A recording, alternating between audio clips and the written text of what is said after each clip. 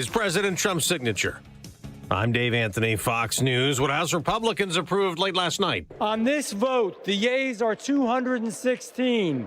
The nays are 213. They passed what's called a rescissions bill, clawing back $9 billion in federal spending the DOJ had targeted as wasteful. More than $1 billion in public broadcasting, $135 million for the World Health Organization, and millions more from other programs like climate initiatives abroad. Democrats, though, argue the bill threatens lives around the world, cutting foreign aid. They also say it amounts to a geopolitical win for China and Russia, which they say will fill the void. That's Fox's Madeline Rivera. Now, about 100 Democrats did join Republicans approving 3 bills that regulate cryptocurrency. One is ready for the president's signature. One bill that passed the House has already passed the Senate. It creates U.S. stablecoins backed by the U.S. dollar. There were fears among some conservatives this really put us on a path to a central bank digital currency, even though one of the other bills that passed is literally called the Anti-Central Bank Digital Currency Surveillance Act. That's Fox's Jessica Rosenthal. We have an update on President Trump's health.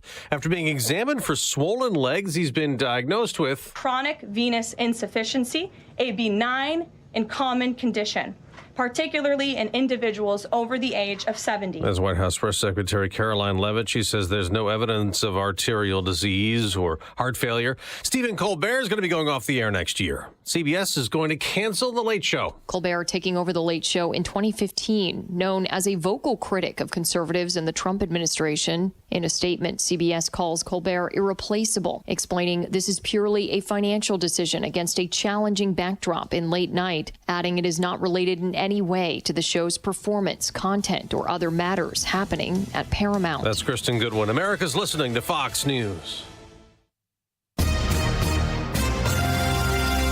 From around the world, Trey Yingst joining us from Tel Aviv, Israel. to Washington, I'm Mike Emanuel. to your own backyard. If a story impacts you or your wallet, we're on it. It's the Fox News Rundown. We give every story the deeper look it deserves with must-listen interviews and smart analysis from the voices you can trust. Start your day with the Fox News Rundown. Listen and follow now at foxnewsrundown.com or wherever you get your favorite podcasts. From the Fox News Podcasts Network. Hey, this is Trey Gowdy, host of the Trey Gowdy Podcast. Every Tuesday, you'll hear what's on my mind. Plus, every Thursday, there's a special bonus episode where we answer the questions that are on your mind. Make sure to spend your Tuesdays and Thursdays with Trey. Subscribe now at foxnewspodcast.com or wherever you download podcasts. Hope to see you. America's listening to Fox News.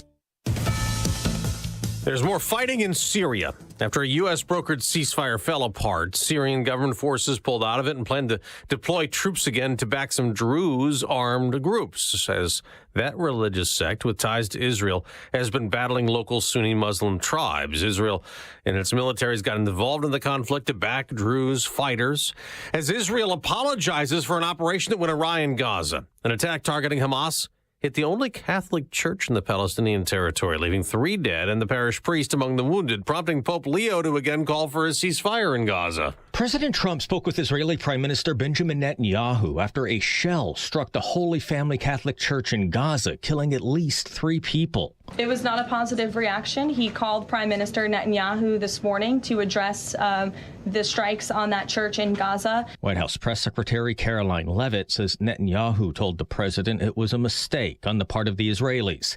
In a statement, the Prime Minister's office said it deeply regrets stray ammunition hitting the church, and Israel is investigating the incident and remains committed to protecting civilians and holy sites. At the White House, Jared Halpern, Fox News. Another cruise has become a travel nightmare. On a Royal Caribbean voyage, the CDC looking into the mystery illness, where 134 passengers and 7 crew members aboard the Navigator of the Seas came down with vomiting, stomach cramps, and diarrhea. The outbreak prompting Royal Caribbean to isolate those who took ill and enact enhanced cleaning and sanitation protocols. The cruise had departed Los Angeles and made a round trip to Mexico over the course of a week. That's Fox's Sue Guzman. On Wall Street, stock futures are rising the day after big gains lifted the Dow the Nasdaq and the S&P 500 to record highs. The Dow gained more than 200 points. I'm Dave Anthony, and this is Fox News.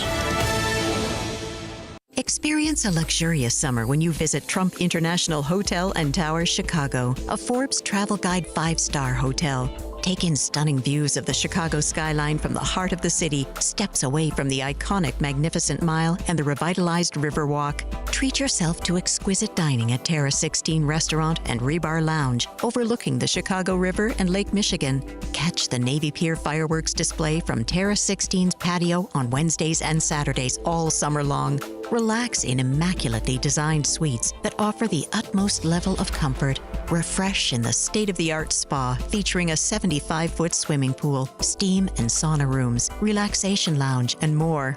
The Trump Hotel Chicago offers sophistication and elegance to downtown Chicago and is a convenient travel destination for your summer getaway. Simply visit Trump Chicago online to make your reservations today and search offers to find the never settle summer stay. Book today. Perhaps you're a collector, or perhaps all of a sudden you have a collection.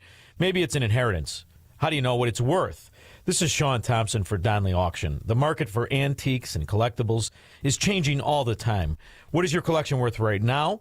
Well, I've got an easy way to find out. It's simple. You contact Donley Auctions with their worldwide audience of live and in-person auctions. They have a good idea of how to tell you exactly what it's worth at exactly right now. They're ready to put top dollar in your pocket. The bigger the collection, the better. Go to DonleyAuctions.com and get the info on all things that they buy and sell to have an idea of exactly what Donley does and how much they need your collection. They have so many buyers, it's a great time to sell. Just simply make a phone call. Donley has traveled all over the country to pick up collections. Just call and talk to the people at Donley Auctions at 815-923-7000. Donley Auctions is your trusted partner in turning your collections into cash. DonleyAuctions.com. Hi, I'm Ken Mariotti, owner of Woodland Windows and Doors, a third-generation family-owned business since 1969. We know you're bombarded by choices when shopping for new windows or doors, so we're inviting you to experience the Woodland difference. For decades, we have been transforming living spaces with Marvin Windows, a fifth-generation family business. Marvin replacement windows have been known to increase the warmth of your cold rooms by 10 degrees. Think about that, 10 degrees warmer. When you welcome Woodland into your home, you will get a product expert to transform your living spaces, full-time, dedicated professional installers that you can trust in your home, along with the best products like Marvin. These are the reasons we're proud of our 5-star reviews and family legacy. No gimmicks, no pressure, and upfront pricing are why Woodland Windows and Doors is your trusted window and door expert in Chicagoland. Visit woodlandwindows.com to book your free in-home expert consultation. That's woodlandwindows.com, or stop by our showroom at the corner of Lake and Geary in Roselle. My friend Paula just remodeled her kitchen. I feel bad. It's so bland. Yeah. Everyone's using the same templated designs these days, or just refacing cabinets. Let's check out Forever Remodeling. They do full and custom kitchen remodels from the ground up, just for us. It'd be nice to have a kitchen that's truly ours. Exactly. Don't get the same kitchen design as everyone else. Visit Forever Remodeling today at foreverremodeling.com. That's the number 4, everremodeling.com. And tell them AM 560 sent you. If you've ever wanted to meet Larry Elder, Hugh Hewitt, Mike Gallagher, or Charlie Kirk, now's your chance. It's AM 560's Terrific Talkers VIP Experience Contest. Enter today for a chance to meet your favorite host and sit in on a live broadcast. The grand prize includes airfare and 3 nights of accommodations. Don't miss this once-in-a-lifetime opportunity. Enter today at 560theanswer.com/VIP. That's 560theanswer.com/VIP. It's July 18th, and this is your Fox Daily Snapshot. Today is National Caviar Day. Normally associated as a delicacy of the upper crust, caviar is the fish eggs of the sturgeon. The day is also meant to raise awareness to the survival and conservation of the species. The United States was once the leading distributor of caviar, exporting nearly 600 tons a year, until roughly 1900 when the practice was banned due to overharvesting. Also on this date, in 64 BC, the Great Fire of Rome took place during the time of Emperor Nero. Legend states that Nero played his violin as the city burned. And in 2013, the city of Detroit, Michigan filed for bankruptcy, becoming the largest U.S. municipality to file for reorganization. At the time, the city had an estimated $18.5 billion in outstanding liabilities. If it's your birthday today, you share it with the first American to orbit the Earth, astronaut John Glenn, born in 1921. I'm Tushar Saxena, and that's your Fox Daily Snapshot. Exclusive interviews, bold commentary, and behind-the-scenes insights into stories that the mainstream media won't cover. It's the Unshaken and Unafraid podcast with Joe Pags on the Salem Podcast Network. You guys know better than anybody that you just can't compete on an equal level playing field with somebody of the opposite gender. It's just not fair. That's a fact. Subscribe today on Apple, Spotify, YouTube, Rumble, or at SalemPodcastNetwork.com. Signature Bank is Chicago's fastest growing independently owned business bank, a bank where relationships still matter. I'm Dan Proft, and I know this because Signature Bank is my business bank. Hey all, Jim Carr here. I am the owner of Carr Machine and Tool in Elk Grove Village and loyal customer of Signature Bank. As a second generation owner, I knew I had to shift from operating as an old school machine shop to what I can proudly say is now one of the fastest growing aerospace manufacturing facilities in the region. Signature Bank was there every step of the way through our expansion efforts, including financing our new state-of-the-art facility. Their valuable industry expertise and constant communication throughout the construction process made our vision possible. Many thanks to Signature Bank for supporting Carr Machine and Tool. You set the bar high for other banks. Signature Bank helps local businesses succeed. Want to learn how Signature Bank can help turn your business vision into reality? Visit signaturebank.bank. Member FDIC, Equal Housing Lender. You need a construction company, but who? Call Croscom.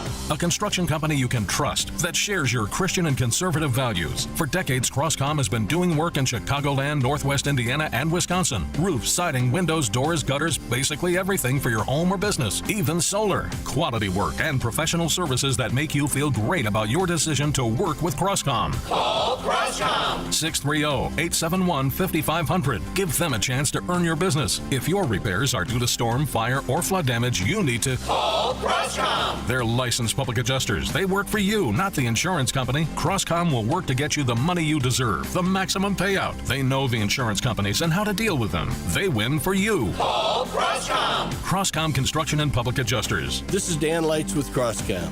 You can trust us with your home or business for high quality work and fair prices. It's the only way we do business. 630-871-5500. CroscomPublicAdjusters.com. We couldn't decide if we needed in-home care for Dad. Right. Just some help here and there with bathing, organizing his meds, a walk through the neighborhood. Oh, exactly. But everywhere we looked, we had a 4-hour minimum. It was more care than he needed. And it didn't make sense to spend extra for it. Then we found Senior Helpers of Naperville Southwest. No minimum hours. We were shocked. Now a caregiver stops by once or twice a week for just an hour or two to help with the small things that make a big difference. And Mom loves the visits. It's not just help. It's companionship. At Senior Helpers of Naperville Southwest, we understand that not every family needs round-the-clock care. We serve DuPage, Cook, Kane, Kendall, and Will counties. We conduct free in-home assessments and we guarantee compatibility. Call Senior Helpers of Naperville Southwest today at 331-281-0728. Again, that's 331-281-0728. And tell them AM 560 sent you. Senior Helpers of Naperville Southwest. Senior care, only better. Is cremation an option you're considering for you or your loved one? At Catholic Cemeteries, we offer sacred, permanent places of rest where loved ones can be remembered, prayed for, and visited for generations. Too often, cremated remains are brought home, only to end up in closets, basements, or forgotten on shelves. Memorialization is forever. Honor their life. Preserve your legacy. Visit us today at CatholicCemeteryChicago.org to schedule a free consultation or call 708-236-5490. Chicagoland traffic. The Ike, the Stevenson, the dreaded 294. You sitting in traffic is not time well spent.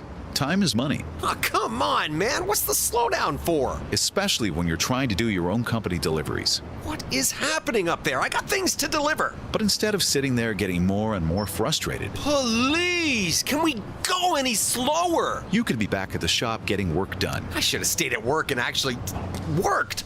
Get Quick Delivery Service to battle the traffic for you. They'll make your deliveries while you get other things done. Quick Delivery Service makes it easy. No forms, no labels, no scanning. They'll deliver large pallets of materials to important documents. Simply tell Quick Delivery Service where it's going. They'll pick it up and get it to your destination quickly. Plus, your deliveries are tracked with real-time GPS notifications. Visit quickdelivery.com and stay out of traffic. Oh no, this exit's closed? Call now for a free quote. 847-534-2244 or go to quickdelivery.com.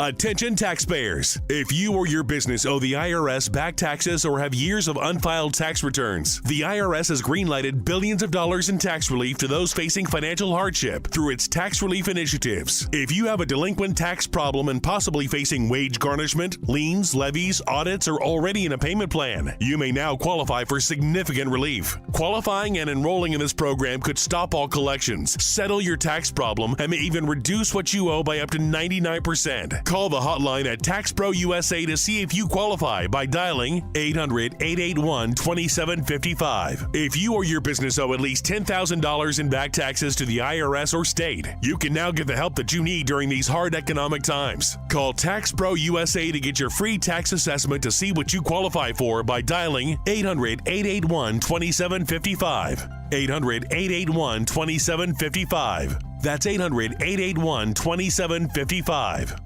For months, you've been hearing ads about Virago Immune Support. I have to tell you, this stuff is for real. I had an occasion to not be feeling well on a remote broadcast. I took it, and it is the real deal.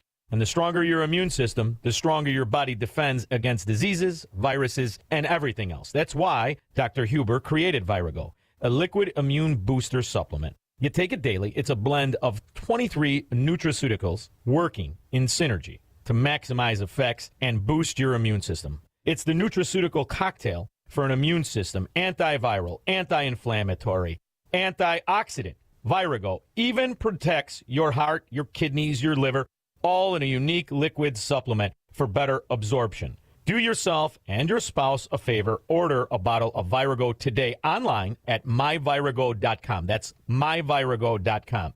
Use coupon code IMMUNE to save 30%. Maha and Virago, making America healthy again. Mike Lindell and MyPillow employees want to thank my listeners for all your continued support. Mike has a passion to help get everyone the best sleep of their life.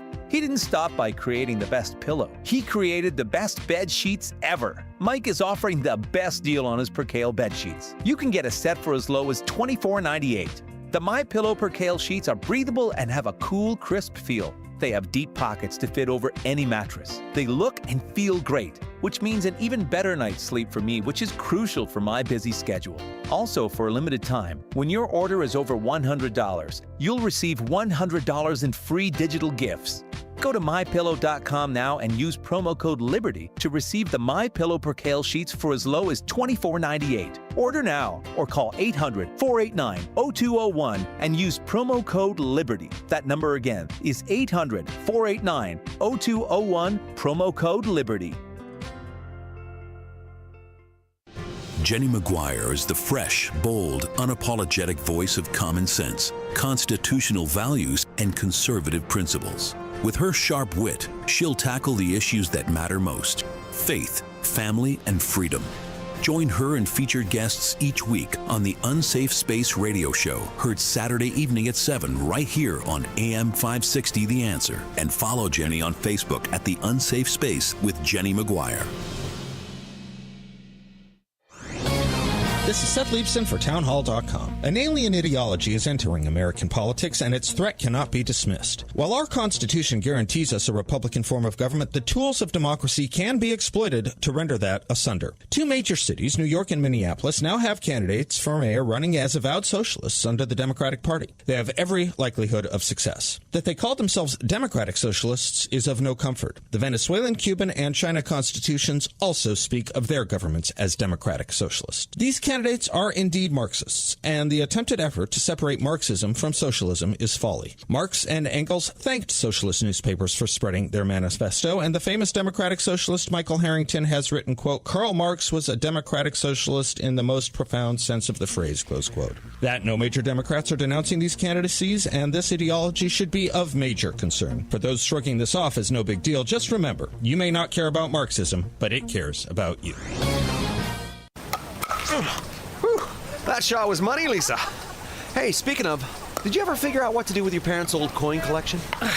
Not yet. I need a reputable dealer to appraise them. I have no clue what they're worth. I just finished working on my dad's estate collections. I took it all to Fox Valley Coins. Their customer service was the best. Plus, they're super honest and reputable, but most importantly, experienced. They'll give you the best prices. Really? They handle estate collections? Absolutely. Buying, selling, appraising, they do it all. It was quick and simple, and we maintained our privacy. Fox Valley Coins made the whole process easy. That's exactly what I need. Are they local? Right in Naperville. They have an easy website to remember. FoxValleyCoins.com. Perfect. Now let's see if you can return this shot. Whether buying or selling or just want valuation, Fox Valley Coins is your trusted gold and silver dealer. Visit Fox Valley Coins, 1 light north of I-88 on Route 59 at the Naperville-Warrenville border. FoxValleyCoins.com. Family-owned integrity since 1981. Hey, I'm Steve Wyatt, and I want to invite you to the Wyatt Matters Show, which airs every Sunday on this station. You can expect lively discussion and heartfelt reflection that will both entertain and inspire you. And if we do it right, maybe deliver some genuine laughter as well. We talk about not only what matters, but also why it matters. Wyatt Matters. Sunday morning at 6 on AM 560.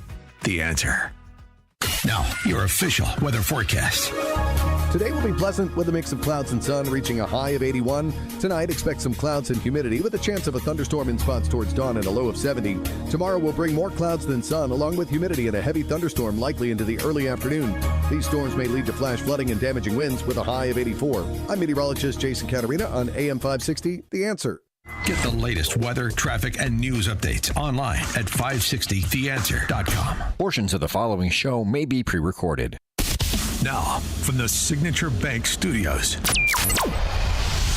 this is Chicago's Morning Answer with Dan Proft on AM 560. The Answer.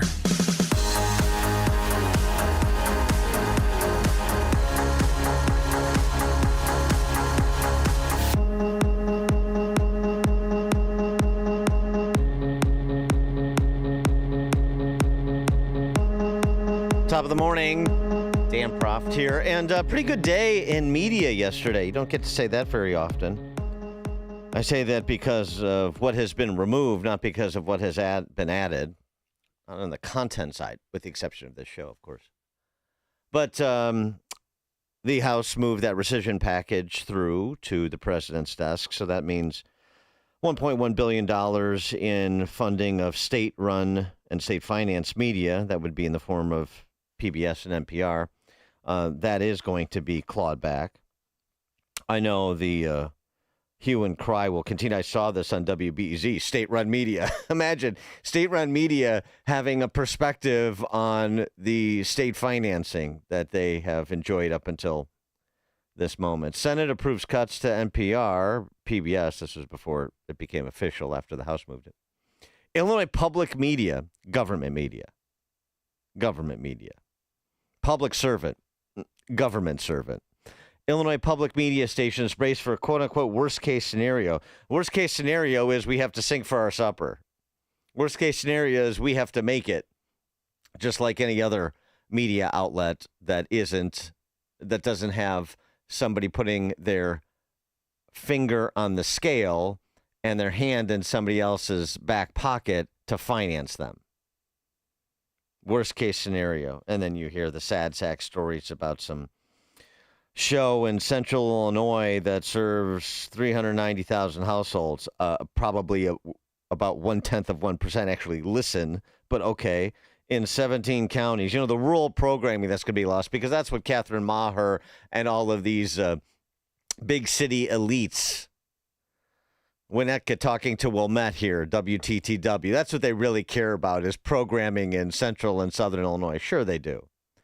And let me tell you something. If you're providing value to the residents of central and southern Illinois, just as would be the case if BEZ was providing value up here in Chicago, then you should be able to finance it privately. Now this will be put to the test. And I'm sure we'll find out that if they demagogue Trump long enough, that either some deep pockets or a lot of mid-deep pockets will provide the backstop for the loss in the forced funding of NPR and PBS. Anyway, so that moved. Gosh, I hope it doesn't affect. Let me just give you the example of the propaganda of WBEZ, because I listened to some of this, so you didn't have to. Brandon Johnson does a once-a-month hour show. Well, he does this show called The Reset, I guess. But he does it once a month for an hour to take calls from Chicago residents. And with all due respect to the host of Reset on WBEZ, and look, I'm giving them all this free airtime. Just to, in lieu of a donation to the telethon, I'm going to talk about Reset. Brandon Johnson takes calls, but the Sasha Ann Simons, who's the host, I mean, it could not be more in the tank for Brandon Johnson. Of course. Everything's so great. Let's, recount the magnificence of Walter Burnett's tenure on the city council. It's completely uncritical platforming of Brandon Johnson. And it's not just about Brandon Johnson. It would be any mayor of Chicago. But it's state-run media doing its job to prop up the politicians that finance them and flack for them. And the other piece of good news in terms of what is being removed is that, of course, fellow Northwestern alum Stephen Colbert, his show has been canceled for financial reasons. I guess they're going to run it out through May of next year, but it's done. And I think, it's so unfortunate because Colbert is a talented comedic presence. I mean, he was good on Strangers with Candy. He was good on The Daily Show as a correspondent, and then The Colbert Show, until he decided that he was a deep thinker, that he was a political commentator, and he was going to make his show distinctly leftist. He was going to use his show in advance of advancing the flag. And to me, sort of the watershed moment and the beginning of the end for the Colbert Show and perhaps Stephen Colbert's career, although he's made enough cash now, I suppose it doesn't matter. Unless he wants to refine himself, go back to Strangers with Candy, Stephen Colbert. The watershed moment was, and I'm sure some of you remember it, you don't even have to watch Colbert, it sort of went viral, was when he did that dance with a bunch of men dressed up like syringes during the height of state propagandizing the vaccines and vaccine mandates. Did that dance, men dressed as syringes, called the Vax, V-A-X, scene, S-C-E-N-E. See what he did there, a little play on words, where he danced around like Pee Wee Herman for about 2 minutes on his program. That was the watershed moment. That was the beginning of the end. And he's basically been puttering along as just another sort of glorified NPR or PBS, I guess in this case, since. Very much like the end of Letterman's run when he decided to get very political, too. He thought that because he had made some money and because he had achieved some status, that he wasn't just a cut-up guy anymore. He wasn't just a dancing monkey. No. He's a political and philosophical force to be reckoned with. He has important things to say about the salient issues of the day. And only from one side. When it was really sort of the bootlicking that happens. Jimmy Kimmel, another classic example, right? Jimmy Kimmel goes to the Man Show to becoming a feminist. Sure. Okay. And just the trajectory of the Colbert Show. I mean, oh my goodness. Colbert had Francis Collins on. What a get. It's also not entertaining when people look to these shows for, celebrities, talk about the latest blockbuster movie, favorite actor, talking about a life's work. Get Sir Anthony Hopkins on. Francis Collins? You really want to talk to Francis Collins? Oh, well, we need his review of The Passing Scene, don't you know? And not only to platform Francis Collins, the former NIH director, if people have forgotten, he and Fauci were the colluders to make sure that anybody like Makari or Bhattacharya, Kaldorf, Gupta, people that know what they're talking about when it comes to virology, that they were sidelined and discredited and canceled as best as possible for failing to hew to the orthodoxy of the COVIDian crowd. Anyway, I mean, this exchange, boy, Francis Collins and Stephen Colbert lamenting the disinformation, misinformation, affliction in modern society. Boy, where have all the truth tellers gone, Francis Collins? I think people are just worn out with all the controversy, all the outrage Olympics that seems to be flying back and forth all the time, the animosity, the grievances. It's just like, I'm going to have to check out. But that's the group. It's about 2/3 of the country that has the best chance of bringing us back to where we want to be. And our nation has lots of problems. We worry about things like our national debt, what you might call a fiscal deficit. But, Stephen, we have other deficits that politics aren't going to solve. Maybe they're making it worse. There's a truth deficit. We're in a place now. There seems to be no real penalty for saying something that's demonstrably false. It's okay. Now I'm going to say something demonstrably false. We have a trust deficit. Where because people don't know if they can be sure somebody's telling the truth, why should I trust that person? So we stop trusting each other most of the time, and that's dangerous also for our future. And we certainly have a civility deficit. Yes, what he said. But you know what I'm worried about most? What are you most worried about? The compassion deficit, Stephen. What happened to us? Oh, man. How can it have become normalized not to be concerned about our fellow human beings, even if they're not living in our house? Maybe they're down the street suffering, or maybe they're in another part of the globe suffering. Predictions are that since the plug was pulled on USAID and PEPFAR, 90,000 children have died unnecessarily. That's the prediction from the people who follow this closely. And yet, where's the outrage? Why are people looking the other way? Where's our compassion? We got to get that back. And I think that's up to us. If we want to flourish as a society, that's what we need to do. His book, The Road to Wisdom, is available now. Dr. Francis Collins, thank you. Yeah, we're going to have to get Francis Collins on, too, because I want to talk about all those deficits from which we are suffering. The compassionate deficit. Since PEPFAR was cut, 90,000 kids have died. Problem is, PEPFAR wasn't cut. PEPFAR wasn't cut. It's not in the rescission package either. Don't you know that? Doesn't Stephen Colbert? I thought he's a big geopolitical thinker and policy wonk now. Not to mention these stats that are drummed up by people like Francis Collins and Bill Gates that are always accepted without question or a demand for further detailed explanation. I mean, the last time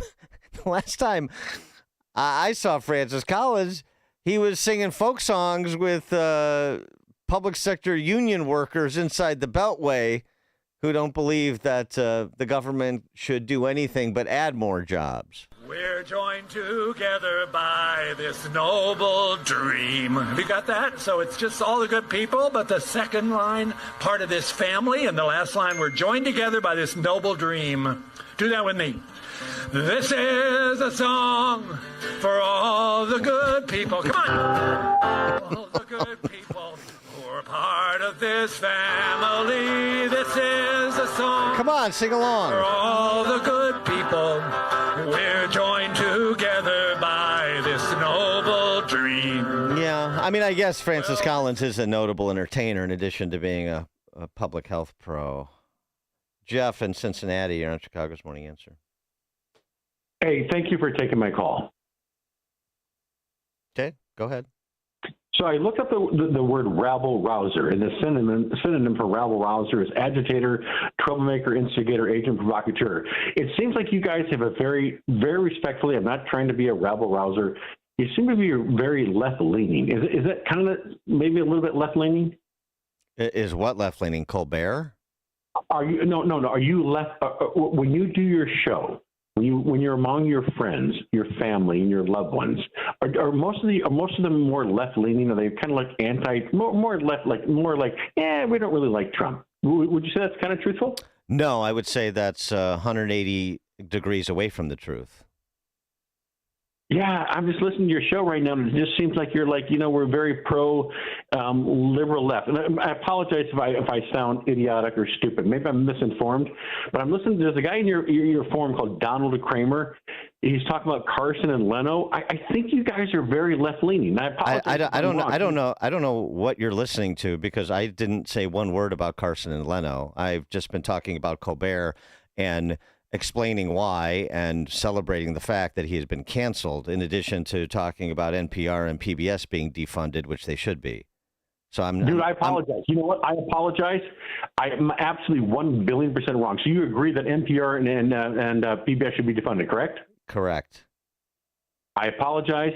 You know what? I'm an idiot. That's all right. It's okay. It's okay to be wrong. You called in and you got corrected. That's okay. You know what? I'm gonna hold my head in shame. I'm gonna hang up and thank you for taking my. It's okay. Please hold your head up. Coming up at 5:38. Maybe a little bit more Francis Collins music this morning. Well, maybe we'll just mix it in over the course of the next 3.5 hours. Otherwise, we do need to get to the latest developments in the Epstein saga. We'll do that at 5:38. Now we check the headlines. Good morning. It's 68 degrees in Chicago in the AM 560. The Answer Newsroom. I'm Nikki Whaley. The TSA is opening 2 new airport screening lanes. Homeland Security Secretary Kristi Noem was at the Nashville International Airport Thursday to announce the Honor Lane, a lane for families traveling with young children. We are focused on making sure that we are putting in and implementing new measures that will streamline hospitality for families that travel, for military members that travel. And what that Honor Lane does is that it implements a new policy that we're going to be putting across the country at all TSA security check lanes that honors our military men and women. She says it's pretty much a common sense initiative. This program, called Serve with Honor and Travel with Ease, will be utilized at airports, starting with those that are closest to our military installations. Again, the Honor Lane will be exclusively for military members with their families. With the family lane, Noem says that she could relate to how difficult it can be traveling with kids, being a mother and a grandmother herself. Noem previously announced passengers can now keep their shoes on at TSA checkpoints. This report is sponsored by Payday. Hardworking people need a hardworking candy bar packed with peanuts and filled with golden caramel. Payday is definitely working hard for you, so grab one to power you through your day. Payday Peanut Caramel Bar. Get to it. Chicago's Morning Answer continues next. Mike Gallagher thinks we have bigger problems. This is not the easiest thing to navigate through. I don't want to ignore people who have big concerns about the Epstein files. I don't exactly know what's going on with the Epstein files, but I also believe that, and you may be mad at me, but we got much bigger fish to fry. The Mike Gallagher Show, weekdays at 9, right before Charlie Kirk at 11 on AM 560. The Answer. Well, first of all, my role is to call balls and strikes and to give a voice to half or more than half or even sometimes like 80% of the country on the issues of the day. CNN political commentator Scott Jennings talking about his presentation at the 2025 Issues Etc. Making the Case conference. I think what CNN is doing, in particular with the 10 o'clock show, it's a real debating show, and you're putting people at the table who have diverse viewpoints, including conservative viewpoints. I think our commitment to that, honestly, is good for American political discourse. And my job is to robustly participate in that and give a whole bunch of people out there who thought maybe the mainstream media was ignoring them or didn't care what they thought, somebody to authentically represent their values. You can meet and hear Scott Jennings making the case for an alternative voice in the mainstream media at this year's Making the Case conference, July 18th and 19th at Concordia University, Chicago. Learn more at issuesetc.org. So, what'd you call me over here to see, buddy? Well, wait till you see the new set of wheels Whoa, would you look at this garage floor? Wow, buddy, is this epoxy? So smooth and shiny. It looks like a showroom in here. Wow, looks easy to keep nice and clean, too. Yeah, it is, but... Man, I've been thinking about getting an epoxy coating. This is a sweet-looking garage floor. You happen to notice my new Corvette? Oh, That's cool too. Level 10 Coatings, Chicagoland's premier concrete coatings company. We can improve the look of your garage, basement, office, or outdoor space with customized concrete coating solutions. As Chicagoland's only certified Cimarron installer, we're setting industry standards with the most durable flooring solutions at highly competitive prices. Level 10 Coatings uses polyurea and polyaspartic coating, which is stronger than epoxy. Turn your ugly garage floor into a showroom floor. Now, with the summer special, just mention AM560 to receive $500 off any project. Visit level10coatings.com. Big or small, we coat them all. Level 10 Coatings, your custom concrete coating solution. Viking, dedicated to creating travel experiences for the thinking person, with programs designed for cultural enrichment on board and on shore. Discover more at Viking.com. Now, your official weather forecast. Today will be pleasant with a mix of clouds and sun, reaching a high of 81. Tonight, expect some clouds and humidity with a chance of a thunderstorm in spots towards dawn and a low of 70. Tomorrow will bring more clouds than sun, along with high humidity. There's a heavy thunderstorm expected into the early afternoon, which could lead to flash flooding and damaging winds. The high will be 84. I'm meteorologist Jason Caterina on AM 560, The Answer. Get the latest weather, traffic, and news updates online at 560theanswer.com. This hourly segment is brought to you by Forever Remodeling. Stress-free and high-quality remodeling. View their stunning transformations online at the number 4everremodeling.com. Now, from the Signature Bank Studios. Only the biggest stories, only the biggest guests, and only the biggest opinions. This is AM 560, The Answer.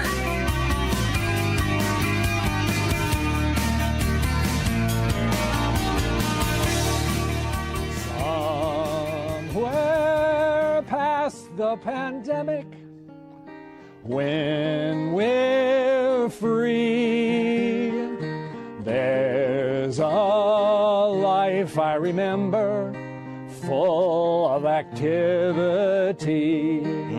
Francis Collins. Somewhere. Remembering Francis Collins because he and his friend Stephen Colbert have been sidelined. Well, he's been sidelined in part because his friend Stephen Colbert had his show canceled. We were discussing. But he does have a new book out. We will try to get Francis Collins on this show because I think it'd be fun, not just to talk music, since he's such an accomplished musician, but talk a little bit about the sum and substance of the things that he gets away with saying on Colbert that he wouldn't get away with saying here. But I digress. We do have some developments in the Epstein files saga. Some give on President Trump's accord. Pam Bondi is going to court, well, the Department of Justice is, to have the Epstein grand jury transcripts unsealed today.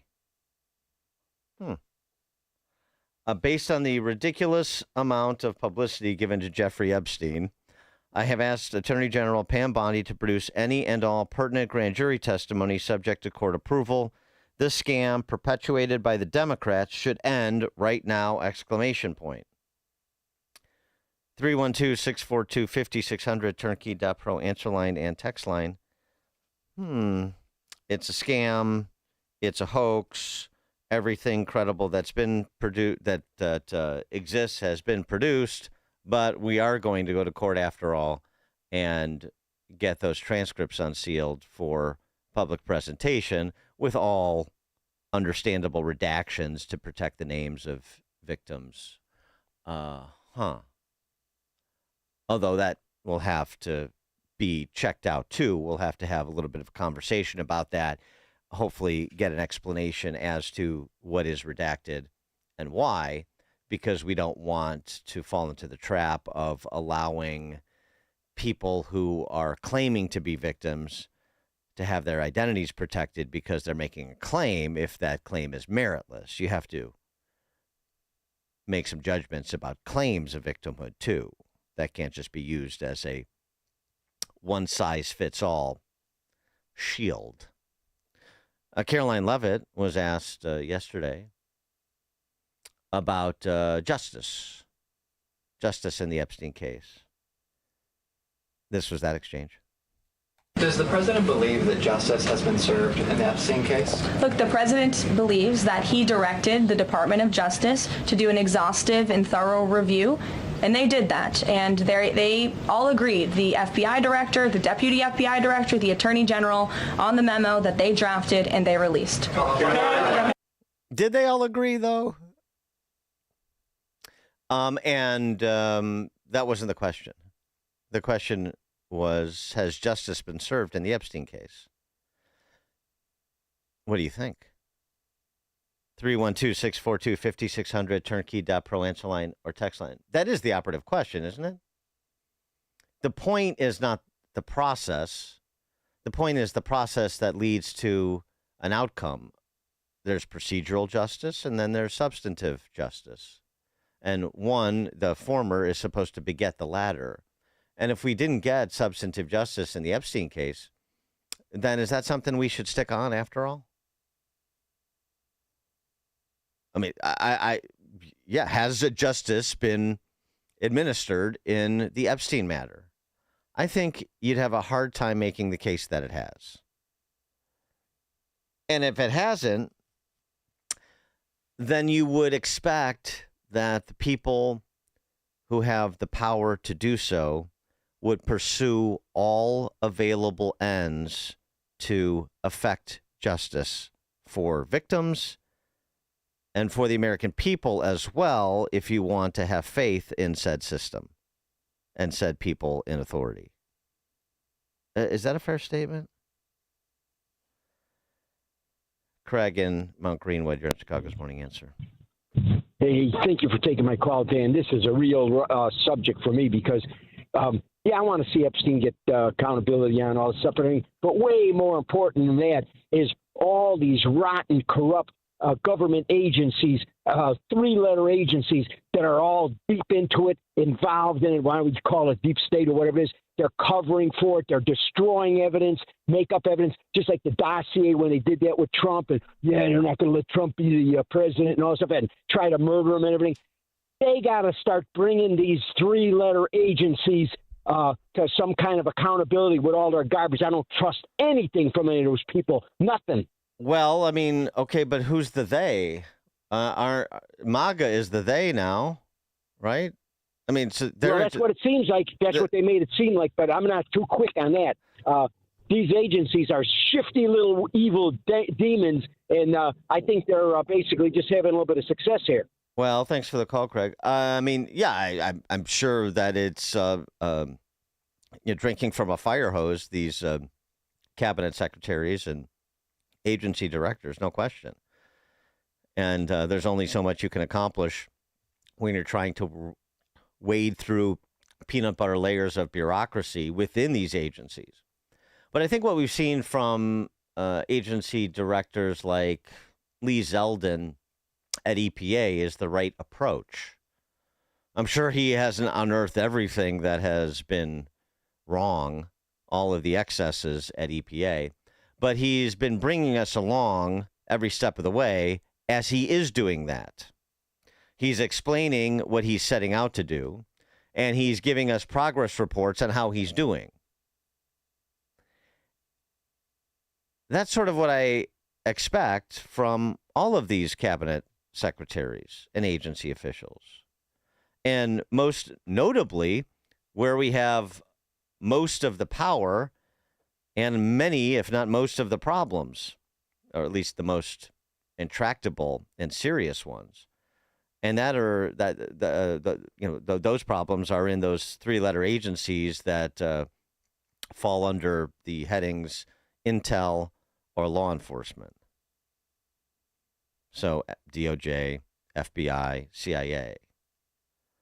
And that's why this Epstein case is so critical, because it's a proxy for this general corruption, this general misalignment of the federal government with the interests of the American people. It's the source of so much mistrust of the federal government generally, those agencies specifically, and the federal government generally. So that's why this continues to be important. And I know Trump is doing this begrudgingly, and he's now limiting his target to Democrats who are perpetrating this unnecessary attention and hoax. But he has been pushed on this. And he is reacting to public pressure on this. There's no question, because his position has moved all week, a little bit at a time to this point. And now we have this Wall Street Journal story about a letter that Trump allegedly sent to Jeffrey Epstein for his 50th birthday album. This would be back in 2003. The Wall Street Journal reporting that the letter, reviewed by the Journal, they say, but not presented. There's no screenshot of the letter in the Wall Street Journal piece, which is sort of strange. I mean, it is bawdy, as they say, like others in the Epstein birthday album. It contains several lines of typewritten text framed by the outline of a naked woman, which appears to be hand-drawn with a heavy marker. A pair of small arcs denotes the women's breasts, and the future president's signature is a squiggly Donald, quote-unquote, below her waist, mimicking pubic hair. Oh, brother. The letter concludes, "Happy birthday, and may every day be another wonderful secret," quote unquote. Donald Trump has taken out after the Wall Street Journal on Truth Social, once they got wind of this story and saw the contents therein. Trump posting, "The Wall Street Journal and Rupert Murdoch personally were warned directly by President Donald J. Trump. The supposed letter they printed by President Trump to Epstein was a fake, and if they print it, they will be sued. Mr. Murdoch stated that he would take care of it, but obviously he did not have the power to do so. The editor of the Wall Street Journal, Emma Tucker, was told directly by Caroline Leavitt and by President Trump that the letter was a fake, but Emma Tucker didn't want to hear that. Instead, they're going with a false, malicious, and defamatory story anyway. President Trump," he continues to talk about himself in the third person, "President Trump will be suing the Wall Street Journal, News Corp, and Murdoch shortly. The press has to learn to be truthful and not rely on sources that probably don't even exist. President Trump has already beaten George Stephanopoulos, 60 Minutes, and others, and looks forward to suing and holding accountable the once great Wall Street Journal. It has truly turned out to be a disgusting and filthy rag, and writing defamatory lies like this shows their desperation to remain relevant. If there were any truth at all on the Epstein hoax as it pertains to Trump, the information would have been revealed by Comey, Brennan, Crooked Hillary, and other radical left lunatics years ago. It certainly would not have sat in a file waiting for Trump to have won 3 elections. This is just another example of fake news." 312-642-5600, turnkey.pro, answer line. Could be. I don't know. It is curious that the Wall Street Journal didn't publish the letter along with the story. I don't know why they didn't do that. J.D. Vance posting on X in defense of his boss. "Forgive my language, but this story is complete and utter bull jive." But that's not what he said. "The Wall Street Journal should be ashamed for publishing." He says the same thing I said. "Where's the letter? Would you be shocked to learn they never showed it to us before publishing it? Does anyone honestly believe this sounds like Donald Trump?" Yeah, I don't know. But I also don't think at the end of the day, this is a huge deal. This aspect, this specific letter. But it may be of a kind that moves us in the direction of understanding Trump's motivations to move on, to characterize this as a hoax and demand that people, at least supporters, stop paying attention to this because there's nothing more to see here. And I say that by way of indicating something I suggested earlier in the week, speculative, I admit. That nothing criminal, Trump didn't commit any criminal acts, there's no evidence of it. Otherwise, you suspect the left would have moved on him if they could have.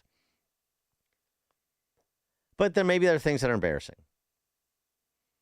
Maybe there are things that raise questions about, well, by this time, given their relationship, shouldn't you have known? And it gets him bogged down in more who, what, where, and when with respect to Epstein.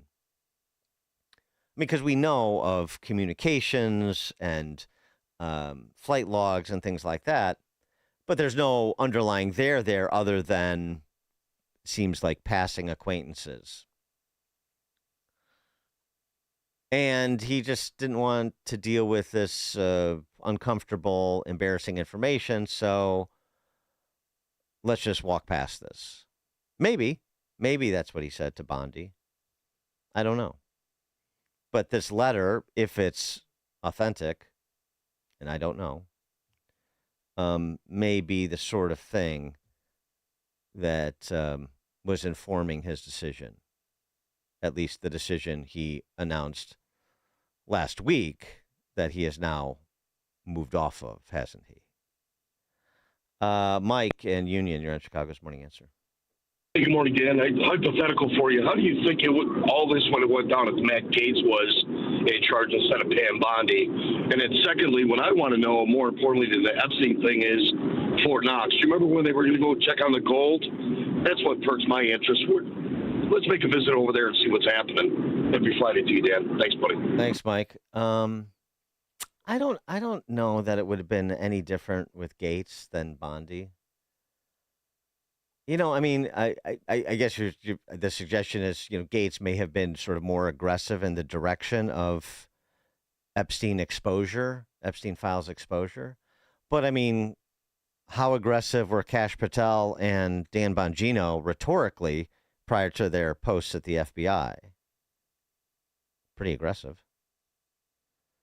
That's why I say I don't think this is coming from staff up. I think this is coming from president down. That just makes more sense to me. Could be wrong, but that's what makes sense to me. That's what seems to sort of logically follow the flow here. Ed in Elmhurst. Yeah, it sounds like it's just locker room humor. The letter to Epstein. Locker room. It's a simple locker room humor that young people say. So it sounds like. Yeah, thanks for the call. That's, the Wall Street Journal characterizing it as bawdy. It's just sort of, because of everything you know about Epstein, or we know about Epstein now, and, when did you know about Epstein sort of thing is the question that might be posed to Trump. And others. Should be posed to others, for sure, including some of these mysterious others that were part of victimizing somewhere between 250 and 1,000 girls, according to previous Department of Justice disclosures.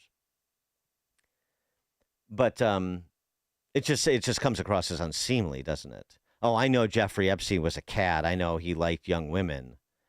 It was something that we kidded each other about. You like young women like I like young women. Well, it doesn't come across as very funny in retrospect, does it? George in Naperville. Yes, Stan, when did Larry Flint start working at the Wall Street Journal? Hi-oh. Robert, Bloomingdale. Good morning. They're all in on it. The reason they didn't reveal the stuff on Trump, because the stuff on Clinton's probably way worse. They're all in on it. They are all in on it. They're all protecting themselves. The Clintons and the Trumps were together at their weddings, and their daughters know each other. And if you want to know about Matt Gaetz, go look at his YouTube videos from the last week. You'll learn everything. That's why they have to get rid of him. He knows all about it. He knows all about it. Thanks for the call, Robert. Well, it is interesting. Nancy Pelosi has alternatively called this whole thing a distraction, and then also posted on X, for reasons known only to him, Donald Trump is now refusing to appoint a special prosecutor in the Epstein case after weeks of refusing to release the Epstein files. This week, House Democrats voted unanimously to release the files. Republicans voted to keep them hidden. That was in committee. With deep respect for the victims, their trauma, and their privacy, everyone on the Epstein list must be held accountable no matter who they are. Release the files. But then on CNN, she said, oh, this is all the distraction. We have bigger fish to fry, sort of along the lines of what Trump has said, but of course from a different perspective. We'll discuss this in greater detail before the morning is out. Coming up at 6:06, Piers Morgan defenestrates Joy Reid on identity politics. It is now 6 a.m., AM 560 WIND. The House joins the Senate. I'm Dave Anthony, Fox News. Approving in a late-night vote what's called a rescissions bill, canceling $9 billion in federal spending already approved. The DOJ had targeted as wasteful. We're going to downsize the scope of government. Government is too large. It does too many things, and it does almost nothing well. That's House Speaker Mike Johnson. Most of the funding was foreign aid. The rest was supposed to go to public broadcasting, as the Republicans say PBS and NPR have a liberal bias. No Democrats supported the bill. Minority Leader Hakeem Jeffries says it's an attack on the public health of the American people, the national security of the American people, the public safety of the American people, and the ability of the American people to actually get information, particularly in rural America. Now, today, Jeffries will meet with Zohran Mamdani in New York City, where the progressive is the Democratic nominee for mayor. But some in the party have yet to endorse him. President Trump calls Mamdani a communist. Back to the House, it also approved, with some Democrats joining Republicans, what's called the Genius Act. The Senate already approved it. It's related to crypto. President Donald Trump is expected to sign this into law. That bill aims to regulate stable coins. Those are digital dollars backed by an asset like the U.S. dollar. Fox Business Network's Lauren Simonetti says the House also approved another cryptocurrency regulation bill and the bill to prevent the Federal Reserve from ever creating a central bank digital currency. The Jeffrey Epstein sex trafficking controversy keeps swirling, even as President Trump calls it a hoax perpetrated by Democrats. It's not just Democrats demanding answers. After the Justice Department concluded there was no evidence of a client list, some Republicans and conservative influencers have called for a special counsel. The president would not recommend a special prosecutor in the Epstein case. That's how he feels. But Levitt says President Trump has directed Attorney General Pam Bondi to release any additional credible information discovered about the case. That's Fox's Jared Halpern. Some also don't believe the Justice Department conclusion that Epstein did commit suicide while awaiting trial. America's listening to Fox News. WIND, Chicago. Good morning. It's 64 degrees in Chicago in the AM 560 The Answer Newsroom. I'm Nikki Whaley. A mother of a student at Northwest Side Grade School is suing the Chicago Public Schools. Perry Williams reports. Sharon Hinton says her daughter was the target of racist bullying at Wildwood IB World Magnet School, which has a mostly white population. The harm she endured wasn't hidden. It was documented. They saw the signs, they had the reports, and still they did nothing. Hinton added that her daughter was 10 years old when the abuse started and claims it pushed her to become suicidal. The family is seeking systemic change at the school and monetary compensation. Police are investigating a shooting that left one person dead and two others injured on the west side. The crime happened on Wednesday night in the 3000 block of West Jackson Boulevard. A 42-year-old man was shot and taken to the hospital where he died. A 40-year-old man is in critical condition, and a 34-year-old woman was shot 3 times in the leg and is listed in fair condition. So far, no one's in custody. A man is accused of cutting and then choking a woman during an argument in Lake Bluff. Angel Diaz has been charged with aggravated battery with a deadly weapon, aggravated battery by strangulation, and aggravated assault. Police say the crime happened on Wednesday night in an apartment building in the 600 block of Washington Avenue. The injuries the woman sustained did not require medical attention. News is a service of AlmostFreeTeeth.com. Overpaying for dental implants is over. If you have a Blue Cross Blue Shield PPO or FEP, you could save 90% off on average to get your smile back. Learn more and check if you qualify at AlmostFreeTeeth.com. A check of the roads coming up in 2 minutes on AM 560 The Answer. Scott Jennings is all about common sense. I'm wondering these days in America if we even have liberals and conservatives or Democrats and Republicans, or we just have two buckets. Those of us who believe in common sense and those of us who believe in, well, what's the alternative? Uncommon nonsense, which is what I see out of the Democratic Party right now. The all-new Scott Jennings Show. Weekdays at 1, right before Hugh Hewitt at 2 on AM 560. The Answer. At AlmostFreeTeeth.com, they're dedicated to making smiles great again. If you have medical PPO insurance, find out how you could save 90% off on average to get a beautiful dental implant-supported smile. Check if you qualify right now at AlmostFreeTeeth.com. Life insurance. Why are you putting it off? Can't afford it? Too much hassle? Think you don't need it? There's lots of excuses for putting off life insurance. But if you weren't there, who would pay the mortgage and other bills? With Ethos, you could be covered in 10 minutes and boom, family protected. Ethos, fast and easy online term life insurance. Up to $2 million in coverage with no medical exam. Some policies as low as $1 a day. Answer a few health questions and get your free quote at ethos.com/policy. That's ethos.com/policy. Sign up for the AM 560 Answer Advantage to get early alerts on event ticket sales, special discounts, and contest opportunities. Sign up today at 560theanswer.com/advantage. Hey, it's Mike Rowe, and if you want to do business with a company that actually stands for something, switch to Pure Talk. I did. Sure, I appreciate being on America's most dependable 5G network with unlimited talk and text for just $20 a month. But what I really appreciate is Pure Talk's commitment to our military and to our skilled workforce. That matters to me. Save 50% off your first month when you dial pound 250 and say keyword Mike Rowe. Pure Talk, a wireless company that actually stands for something. Life insurance. Why are you putting it off? Can't afford it? Too much hassle? Think you don't need it? There's lots of excuses for putting off life insurance. But if you weren't there, who would pay the mortgage and other bills? With Ethos, you could be covered in 10 minutes and boom, family protected. Ethos, fast and easy online term life insurance. Up to $2 million in coverage with no medical exam. Some policies as low as $1 a day. Answer a few health questions and get your free quote at ethos.com/policy. That's ethos.com/policy. Now there's a new way to take charge of your blood sugar. Introducing New Garlic Healthy Blood Sugar Formula from the makers of the nation's best-selling garlic supplement. New Garlic helps maintain healthy blood sugar levels with clinically supported levels of garlic, plus a custom blend of vitamins and minerals, and it's odor-free. Take charge of your blood sugar with New Garlic Healthy Blood Sugar Formula.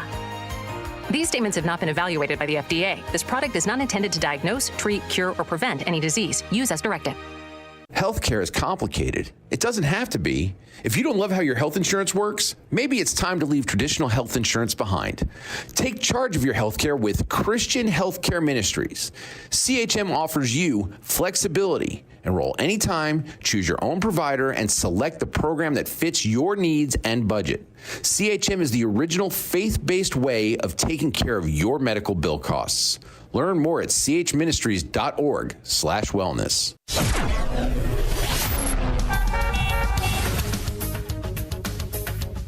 From the Team Hochberg Traffic Center, I'm Nikki Whaley. On the Edens inbound from Lake Cook to Montrose, 14 minutes. Outbound, about 13 minutes.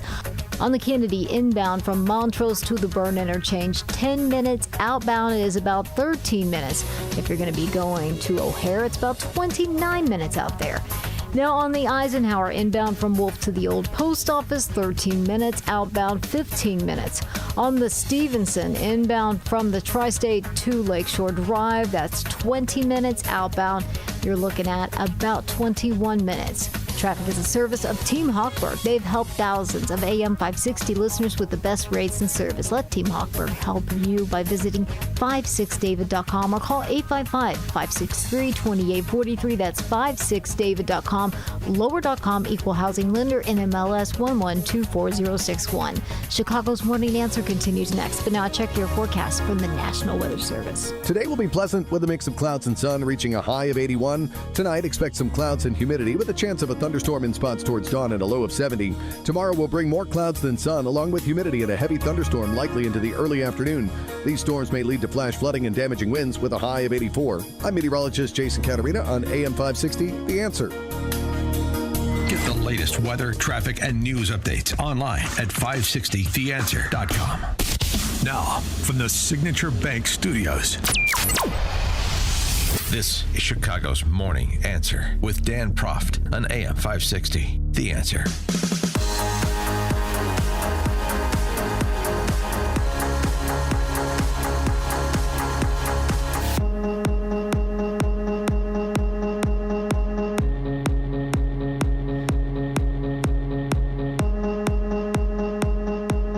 Top of the morning, Dan Proft here. And I know Joy Reid is done. She doesn't have her MSNBC platform. Say we don't get the hot takes. She just doesn't have the same amplification of her hot takes, maybe is the better way to say it, because I think she still podcasts like everybody else. And so she's trying to get, stay relevant, stay out there. She's not really, but she is an archetype of the neo-Marxist party and their ongoing obsession with identity. And that is where the critical mass of the party resides. I know there are some, very few, but some trying to move away from this. But all the energy is with those who believe within a standard deviation the same things that Joy Reid spouted for years on MSNBC and the same things she's spouting now. So it's relevant, not about her specifically, but about this pernicious identitarian ideology that persists. She was on with Piers Morgan, and Piers went right after her. First, the race hustling of her firing MSNBC. I always love, they employed me. They paid me millions of dollars. They had me on the air for many years, but somehow I was treated badly and I was sidelined because I'm a black woman. That's essentially what she argued, and Piers Morgan reminded her of that and then challenged her a bit on that distillation of her tenure at MSNBC. Away, denaturalizing. That's Idi Amin behavior. There's a black fascist that you can compare him to. Okay, let's move on to, I want to just play a clip of when you lost your job at MSNBC. Let's watch this. My show had value, and that, I'm sorry, that what I was doing had value. And in the end, I'm sorry, I try not to cry on TV. And I think whether it's talking about any of these issues, and yes, whether it's talking about Gaza and the fact that we as the American people have a right to object, to little babies being bombed. And I am not sorry that I stood up for those things, because those things are of God. And I'm a church girl too, and those are the things that I was taught were of God. And so I'm not sorry. I'm just proud of my show. Now, look, you're perfectly entitled to be proud of your show. Many people enjoyed your show for many years. A lot of people at NBC were briefing that the reason was declining ratings post the election, a 47% decrease in your election, in ratings from pre-election. But you told Mark Lamont Hill on his show this. After I said on my show that the reason Americans could relate to Ukrainians in a way that they didn't relate to Palestinians, that Ukrainians are white. And so watching white people get their schools bombed was, hit different. That hit our ratings. I mean, it definitely, we could see the loss of white viewers from that moment that I said that. So they were like, we don't like the name calling. And also I'm a black woman. So, I mean, I'm sure it makes him angrier, when I say things. Maybe because I am a global South person myself, I mean, as a black person, we have a different empathy toward other global South people when they are suffering. And so we're going to come at that story from a different angle and in a different way and with different kinds of empathies. And I think that's not always received very well in the news business. Now, Joy, I mean, look, let's be honest. I don't think you were fired after all those years because of your skin color or because you're a black woman. I think you were fired because your show just got increasingly unpopular. It happens all the time in TV. That's why you got let go. Why play the race card? First of all, I love the fact that your play the race card is your version of the race card. You literally are so fixated on trying to racialize conversations with me, Piers. I find it actually quite charming. You racialize more conversations in your tenure at MSNBC than any host in history. All right, Mark. All right, Piers. And the bottom line is you take an entire conversation that I had with Mark Lamont Hill and pick the bits that you can racialize because this is your shtick. And I get that this is your shtick. You racialize everything, Joy. Come on. I get it. I understand this is your shtick, Piers. And listen, game recognized the game. I get this is your game. It's not my shtick. And the bottom line, it was your shtick. It is your shtick, and everyone knows that it is. Piers, we understand got bored what with it it. is. And it is so interesting to me that you yourself, as a white European, find that when people of color talk about race, that you believe is racializing conversations. But when people like you fixate on, well, Barack Obama was a black president, why don't you object to that? That is racializing a conversation about the former president of the United States. But you can't put your, and I'm sure you find that charming and funny. I find it hilarious because you're the one. You're the one who said. You're the one who said Donald Trump. You and your friend Donald Trump. You said Donald Trump is a white fascist. Are so. He is a well. I agree and with yet Mark when Obama Milley, did the same thing, last time I checked, I'm not allowed black. to mention his skin color. 312-642-5600, Turnkey.pro, answer line, the racialization of conversation. Joy Reid tries to flip the script, I think ineffectively, particularly when she says, you're racializing a conversation.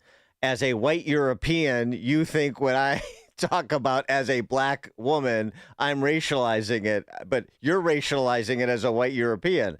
She's making the claim of his racializing a conversation by racializing the conversation. It's really dizzying. I guess that's what you learn at Harvard. Well, that's number one. But the real offensive part about it is not that calling Piers Morgan a white European, whatever. It just speaks to how identity-addled she is. But this idea that, we're going to come at a story about human suffering differently if the victims are in the global South because they're black and brown people and we're black and brown people. The only reason that people care about Ukraine or Ukrainians being killed or Ukraine repelling the Russians is because it's white people suffering. Well, I mean, it's mostly white people on the other end too. I mean, the Russians. But it's that, you care about Ukrainian suffering, but you don't care about suffering in Gaza. Actually, that's not true. That's not true. The geopolitics are not the same, though. The white hats and the black hats are not the same. Putin is wearing the black hat because he's the invader. The Hamas is wearing the black hat because they perpetrated a terrorist attack. The residents of Gaza, to some extent, are culpable because that's the government they chose. But nobody is indifferent to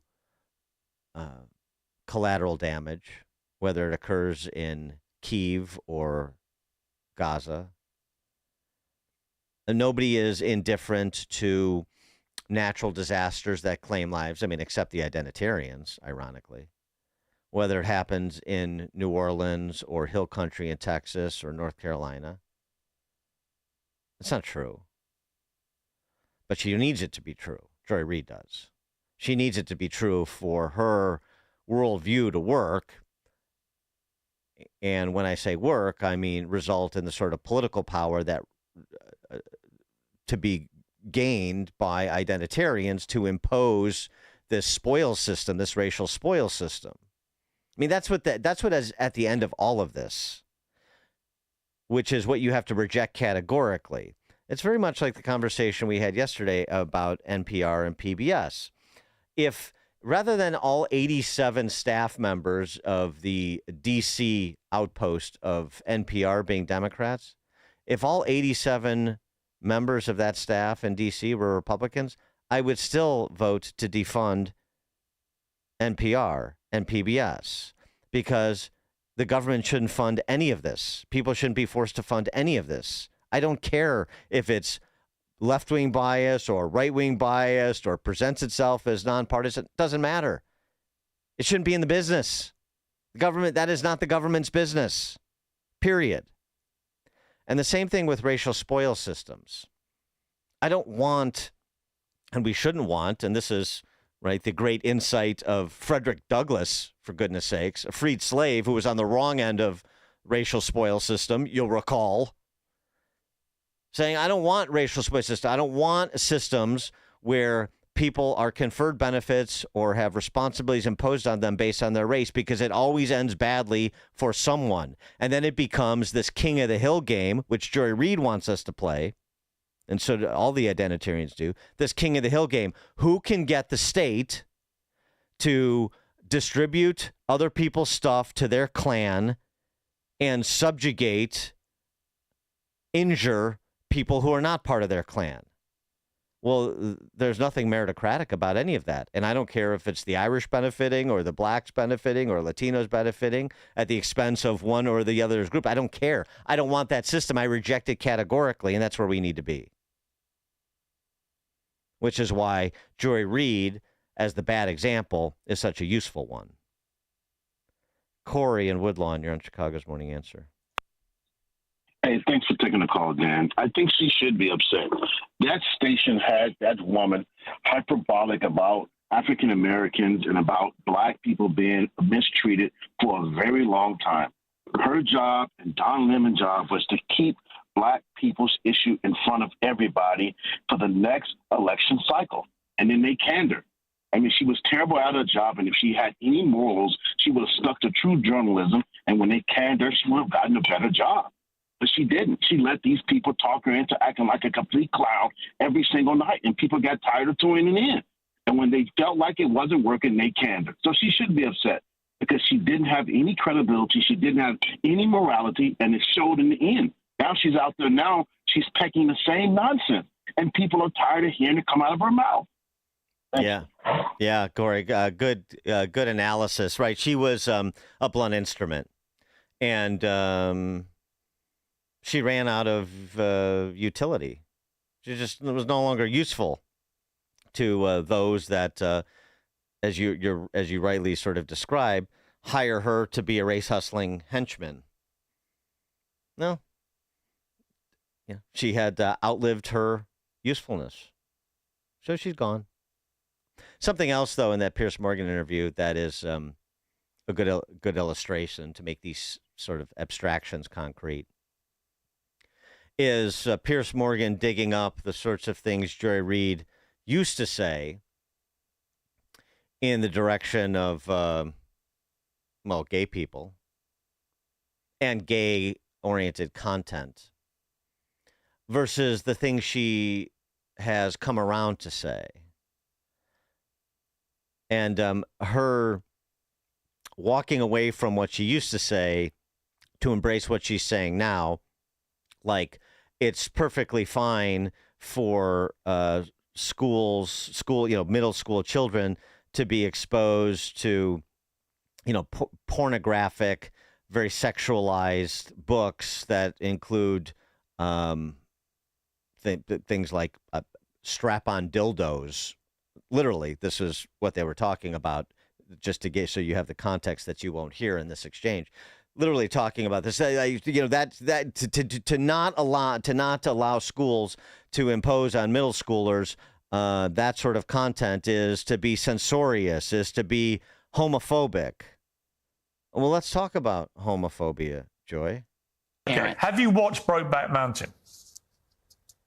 No. Okay. I mean, what is the point of that? Well, because you said I don't want to watch the two male characters in Brokeback Mountain having sex. Okay, so what does me watching Brokeback Mountain have to do with that book, whether or not it is pornographic? No, nothing to do with the book. That is a book that people can have the opportunity to read if they so choose. No, I'm not talking about the book. I do not understand how an organization can make a decision.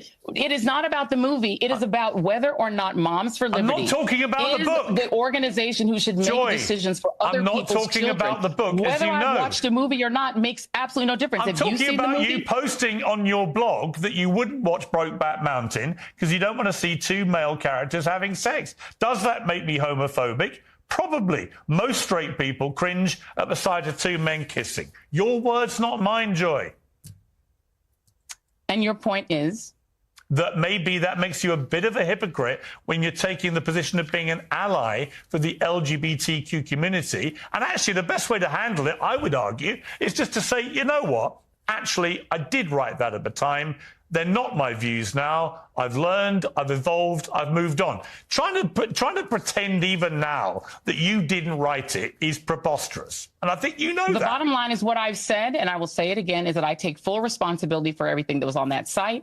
I'm deeply apologetic for the things that were on that site that hurt people, and I take responsibility for it because it was my site. And that's the end of that. And my views, as you know, and as I've said on television, on air, are quite different from the views that you just read. And that's the end of that. Okay. No, not okay. It's not the end of it. I take full responsibility if my words hurt you that I've said. No. Were you wrong or are you right? And if your views are quite different, tell us all about it. I want to hear the conversion story. I always want to hear the conversion story. People get away with saying that. I took responsibility for it. I apologize. And I think very differently now. Okay, well, tell us how you came to think the way you think now. What was the moment? When did the epiphany occur? Because, of course, there was no epiphany. As Corey from Woodlawn was intimating, she's a hired gun. No epiphany.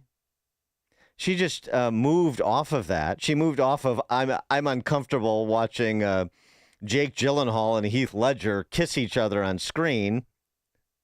Those were the two in Brokeback Mountain, weren't they? I'm uncomfortable watching that. To now, of course, a fifth grader. It is perfectly fine for a fifth grader to learn about anal sex and strap-on dildos. Of course that is. And how dare Moms for Liberty say that is, pornographic and so forth. She's outraged because she's as Morgan said, she's an LGBTQIA plus ally now. There's no evolution of her views. There's a need to, if I may, strap on other identitarian groups in advance of that racial and a larger identity spoil system that she wants to affect. Look, I'm really focused on race, but if I need to include some other identities for me and the people I want to include in the racial spoil system on the beneficiary side, if I need to include a few more identity groups to get what I need and what I want and what I want to distribute of other people's stuff, well, then that's how you got to do it. You got to coalition build a little bit. What you heard in that exchange between those two is the operating ethos of the neo-Marxist party. They call themselves Democrats. They're not. This is Chicago's Morning Answer. Your show keeps me alive during the week. There's nobody I'd rather listen to between 5 and 9 in the morning than you guys. On AM 560, The Answer. A great smile can make you feel happy and confident. So when you consciously conserve your teeth, that glowing smile will show through. At Best Dental Group, doctors Economos, Gabe Alice, and their staff are ready to help you create that perfect look or maintain the one you have now. Along with general dentistry, Best Dental Group is a multidiscipline practice with an orthodontist, periodontist, and prosthetic specialists on site. They use the newest breakthroughs in dental technology such as titanium implants, Invisalign clear braces, and laser treatments. Don't let fear get in the way. They can recommend sedation to make your experience as comfortable as possible. Best Dental Group is located in historic downtown Bartlett and is a multilingual office. Call 630-830-4930, 630-830-4930, or visit bestdental.org. Best Dental Group, sharing your conservative values and helping you to conserve your teeth. This is a special alert during this window replacement season. Don't get tricked by the cheapest offers and gimmicky ads. Now's the time to see and feel the difference of high-performance windows from Valdecas. When it's time to consider new windows, siding, and doors for your home, you need to look no further. Sebastian Gorka here to tell you about Valdecas. Valdecas has been the trusted name chosen by thousands of homeowners, and they should be your number one choice too. But what's really behind the name Valdecas? Over 25 years of a team dedicated to providing you with the best customer service experience and products that truly bring value to your home. They are a Pella Platinum Elite Status certified contractor for a reason. They have an A+ rating with the BBB, as well as high ratings and positive reviews on both Google and Houzz. Schedule your free in-house consultation at valdecas.com. Ask about their exclusive manufacturer warranties and their 10-year workmanship guarantee. Don't wait. Book today at valdecas.com. For the best in class, it's Valdecas. My friend Paula just remodeled her kitchen. I feel bad. It's so bland. Yeah. Everyone's using the same templated designs these days or just refacing cabinets. Let's check out Forever Remodeling. They do full and custom kitchen remodels from the ground up, just for us. It'd be nice to have a kitchen that's truly ours. Exactly. Don't get the same kitchen design as everyone else. Visit Forever Remodeling today at foreverremodeling.com. That's the number 4, everremodeling.com. And tell them AM 560 sent you. Salem News Channel is America's fastest growing conservative TV network. It's an absolute crazy day. Home to the largest lineup of free speech champions anywhere. Delivering in-depth insight and unapologetic opinion on today's biggest news stories. Americans aren't going to put up with this anymore. SNC brings you the news that matters, told with integrity and clarity. Watch Salem News Channel free 24/7 on your television. Stream now on Pluto TV. I'm worried about Mom. She's having a tough time moving around the house. Oh, I know. She still thinks she can do everything on her own. Exactly, but I've been over there every day this week, helping her navigate the stairs, cooking meals, reminding her to take her medicine.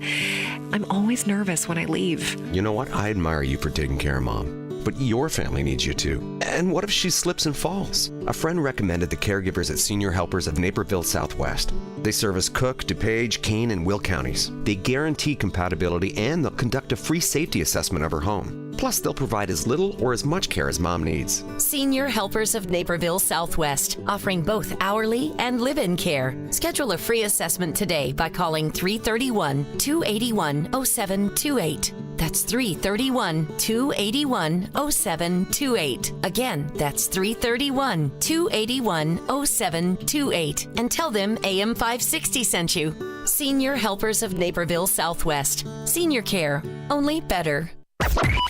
AM 560, The Answer.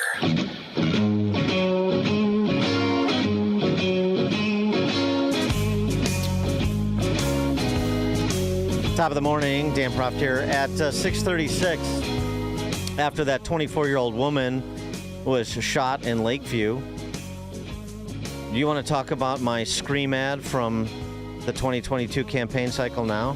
Yeah, let's talk about it. We're going to revisit that 3 years later.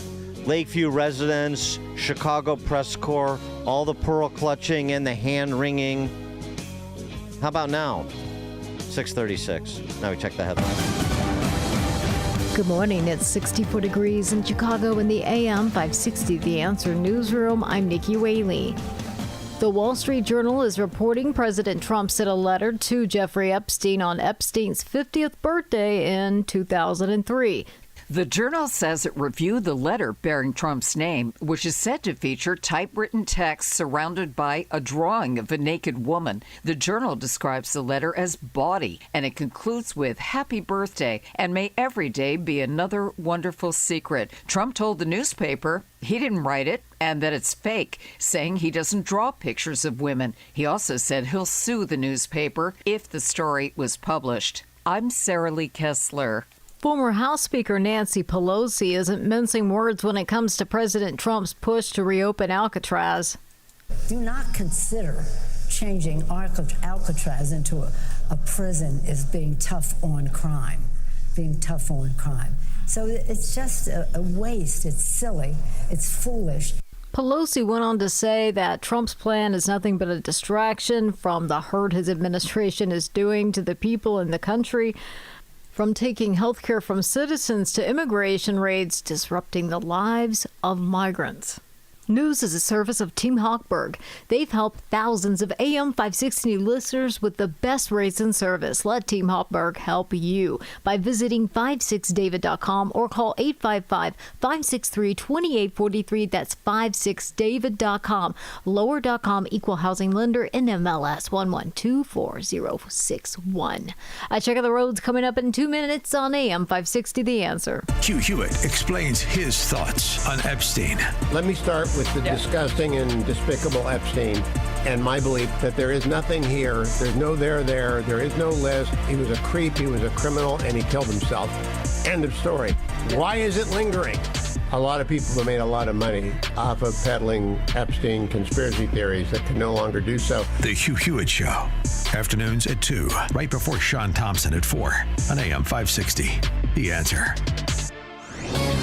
This is Seth Leibson for townhall.com. An alien ideology is entering American politics, and its threat cannot be dismissed. While our Constitution guarantees us a Republican form of government, the tools of democracy can be exploited to render that asunder. 2 major cities, New York and Minneapolis, now have candidates for mayor running as avowed socialists under the Democratic Party. They have every likelihood of success. That they call themselves Democratic Socialists is of no comfort. The Venezuelan, Cuban, and China constitutions also speak of their governments as Democratic Socialists. These candidates are indeed Marxists, and the attempted effort to separate Marxism from socialism is folly. Marx and Engels thanked socialist newspapers for spreading their manifesto, and the famous Democratic Socialist Michael Harrington has written, quote, Karl Marx was a Democratic Socialist in the most profound sense of the phrase, close quote. That no major Democrats are denouncing these candidacies, and this ideology should be of major concern. For those shrugging this off as no big deal, just remember, you may not care about Marxism, but it cares about you.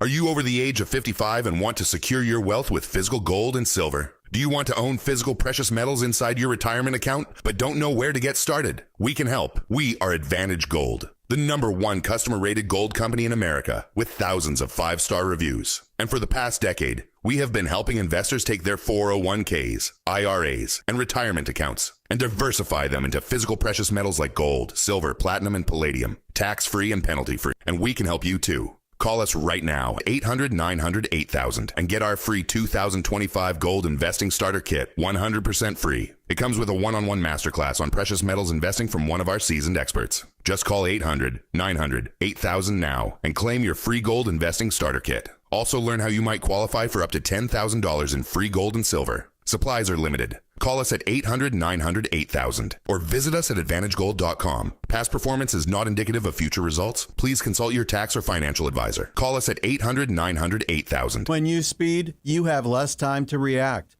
Follow the speed limit to keep other road users safe. Speeding catches up with you. Paid for by NHTSA. From the Team Hochberg Traffic Center, I'm Nikki Whaley. On the Edens inbound from Lake Cook to Montrose, about 14 minutes. That's inbound, outbound, 13 minutes. On the Kennedy inbound from Montrose to the Byrd Interchange, 10 minutes. You're looking at about 13 minutes outbound. On the Eisenhower inbound, from around Wolf to the old post office, 13 minutes, about 15 minutes outbound. On the Stevenson inbound from the Tri-State to Lakeshore Drive, 19 minutes. Outbound is just about 15 minutes.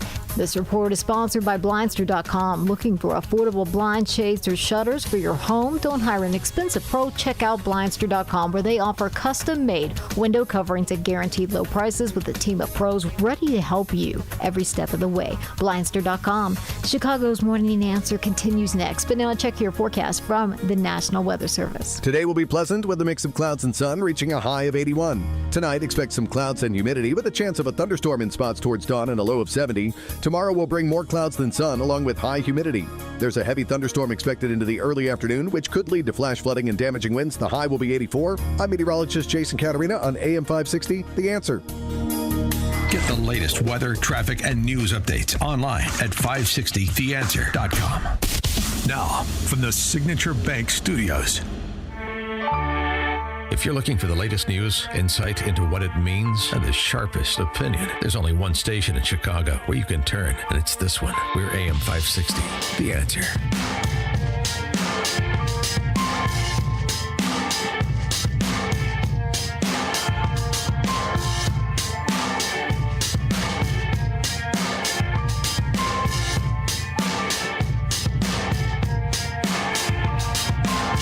Top of the morning, Dan Proft here. Good choice of bumper music for this segment, the theme music to Mobland. We're going to talk about Chicago. I mentioned this yesterday, but let's revisit it, shall we? 3 years removed from the 2022 election cycle, before Brandon Johnson was elected. But while Governor Pritzker was in office, of course, still is, that moment in Lakeview that was caught on Ring camera video of a woman walking down the sidewalk in Lakeview on a Sunday afternoon, birds chirping, tree-lined streets, and 3 goons pull up in a car. This year, walking alone, they pull up in a car, broad daylight, get out, attack her, roust her, steal stuff from her, jump back in their car, and they're off. That was subject of an ad I did for a PAC that I ran in 2022, you recall, that was supporting Darren Bailey's candidacy for governor against Pritzker. And it was received well in certain circles because it drew a lot of attention, because it is so visceral. The video is. But people don't want to see it. Some people. Willful blindness. Tell me beautiful lies. Don't make me confront the real world implications of the people and the policies I support.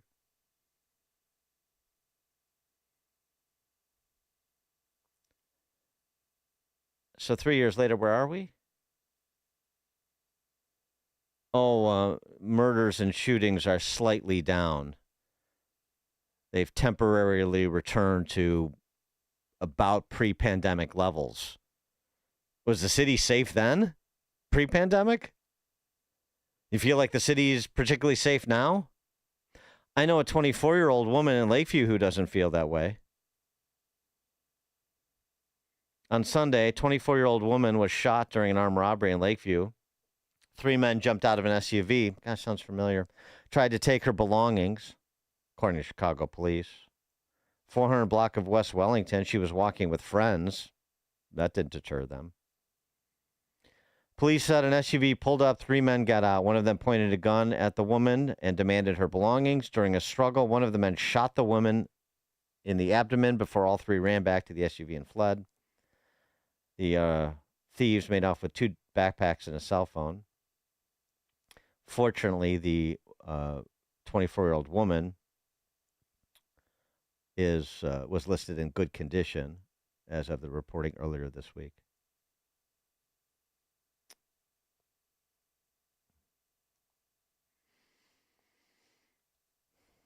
Mm-hmm. There's a little bit more to the story.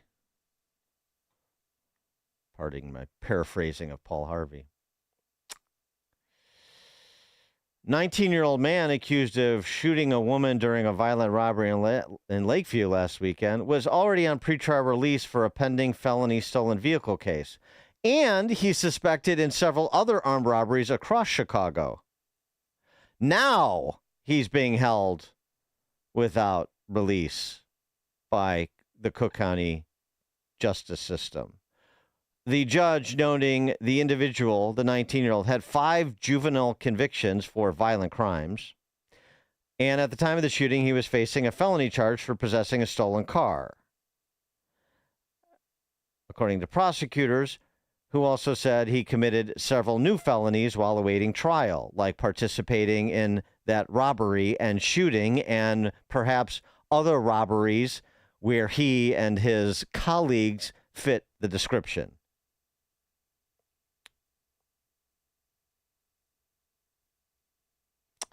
This individual is the 8th person charged with shooting, killing, or trying to kill someone in Chicago this year while on felony pretrial release. Felony pretrial release. 2024, there were 52 people victimized by individuals who are on felony pretrial release. In 2023, there were 57 people victimized by people on felony pretrial release. I'm talking about murder, attempted murder, aggravated battery, aggravated reckless discharge of a firearm, and other felonies, but all serious violent crimes. In 2022, there were 110 people victimized in a violent crime by people on felony pretrial release. Do you want to talk about the abolition of bond in Illinois now? I know there are a lot of people that didn't want to talk about it in 2022.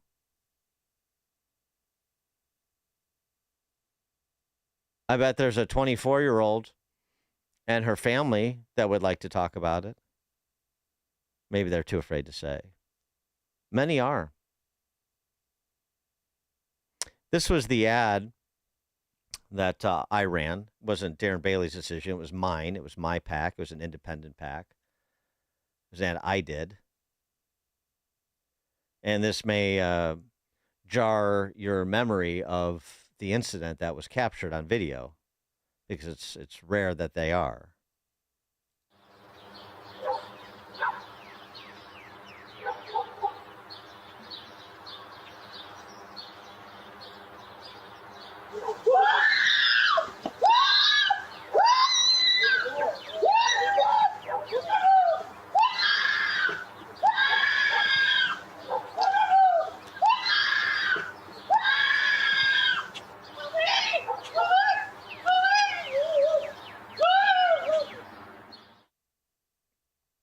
Chilling, isn't it? That's not even seeing the video, because you hear a woman screaming for her life. It's real. That's raw video. That wasn't doctored. I remember sitting at Pinstripes in Streeterville having dinner, and that commercial came on. And the bar stopped. Right? Because you're not used to hearing that sort of authentic, blood-curdling screaming on a commercial. What is going on? And then you watch what is obviously a real-world story, a real-world incident of a woman being attacked. And two girls that were sitting a little bit away from me, I saw just watching people, because I knew the ad, of course. And one said to the other, I wasn't expecting that. Right. No, nobody's expecting it. Because we're expecting that we'll just talk about these incidents of violence in an antiseptic way. We'll give you statistics. We'll talk about an unnamed 24-year-old who isn't your daughter or your granddaughter or your friend, and you say, oh, that's terrible, but you don't appreciate the trauma that is inflicted upon the individual or her family, friends, what that does to the psyche of a neighborhood. But you appreciate the impact when you hear that woman and see that woman on that ad. And that's what they don't want you to appreciate. They want you to be desensitized to it.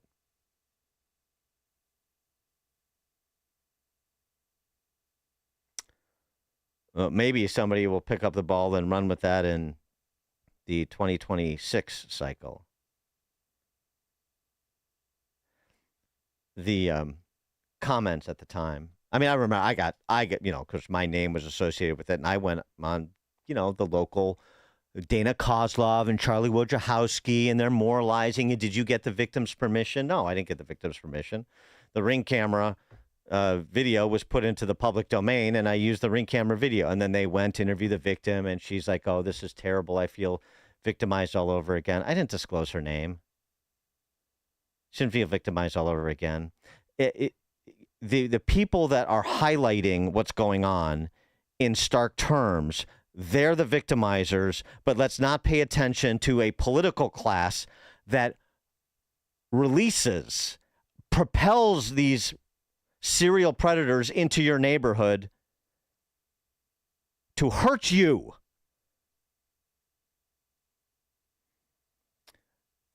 J.B. Pritzker called the ad disgusting.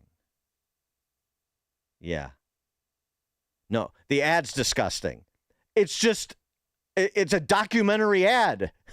It's what happened. What happened is what's disgusting. No. Republican, Trump, blah, blah, blah. The Chicago Alliance Against Sexual Exploitation called the ad, quote unquote, shameful. Victims of crime should never be used as political pawns. The story should only be told by them or in ways they've specifically authorized. Oh, really?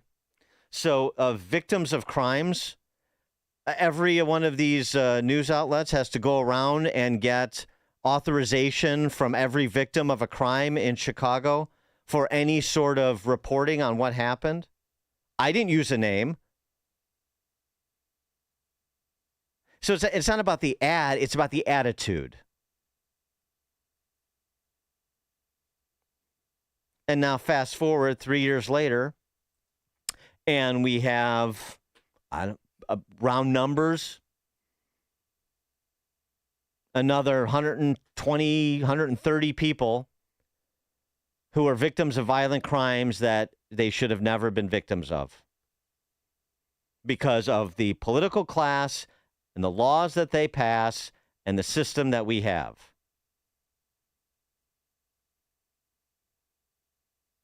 Including a 24-year-old girl who got shot in the stomach.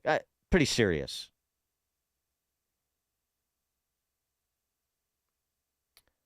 Since 2017, the Chicago Police Department has brought charges in less than 5% of non-fatal shootings and only 1 in 3 murders. That's according to the city's data. And what do we get? Timothy Evans in 2019. Because remember, Cook County was ahead of the state, ahead of Pritzker, thanks to Tim Evans, in essentially doing away with cash bail. They were releasing violent felons pre-trial well before it became the order of the day statewide. What did he say? Tim Evans, Chief Judge, Cook County. We haven't had any horrible incidents occur. We haven't had any horrible incidents occur. 79, 2020, 116, 2021, 110, 2022, 57, 2023, 52, 2024, 21, 20, and 2025. The numbers of people, victims of violent crimes at the hands of someone on felony pretrial release. We haven't had any horrible incidents occur. Why don't you ask them? Are we ready to confront the reality in Lakeview now? Before you see it on TV, share it on Facebook, or read about it in the paper. Hear it here first. This is Chicago's Morning Answer on AM 560. The Answer. Are you turning 65 and thinking about Medicare? Or are you over 65 and haven't enrolled yet because you still have coverage at work? Either way, Medicare done correctly will be the best health insurance you will ever have. Imagine having an annual deductible of only $257. There are only 2 good things about aging, wisdom and Medicare. But to navigate the Medicare maze properly, you need a mentor. Best part? My guidance costs you nothing. Call me. I can help. If you're tired of calling a bureaucrat at an 800 number to help you navigate Medicare, then you need a local expert on your side. Your own health insurance mentor. C. Stephen Tucker from healthinsurancementors.com is someone I know and trust. He's a 30-year licensed broker who's been educating our listeners for more than a decade. Steve, how can our listeners get in touch with you? Thanks, Dan. They can visit healthinsurancementors.com or call me directly at 630-674-1551.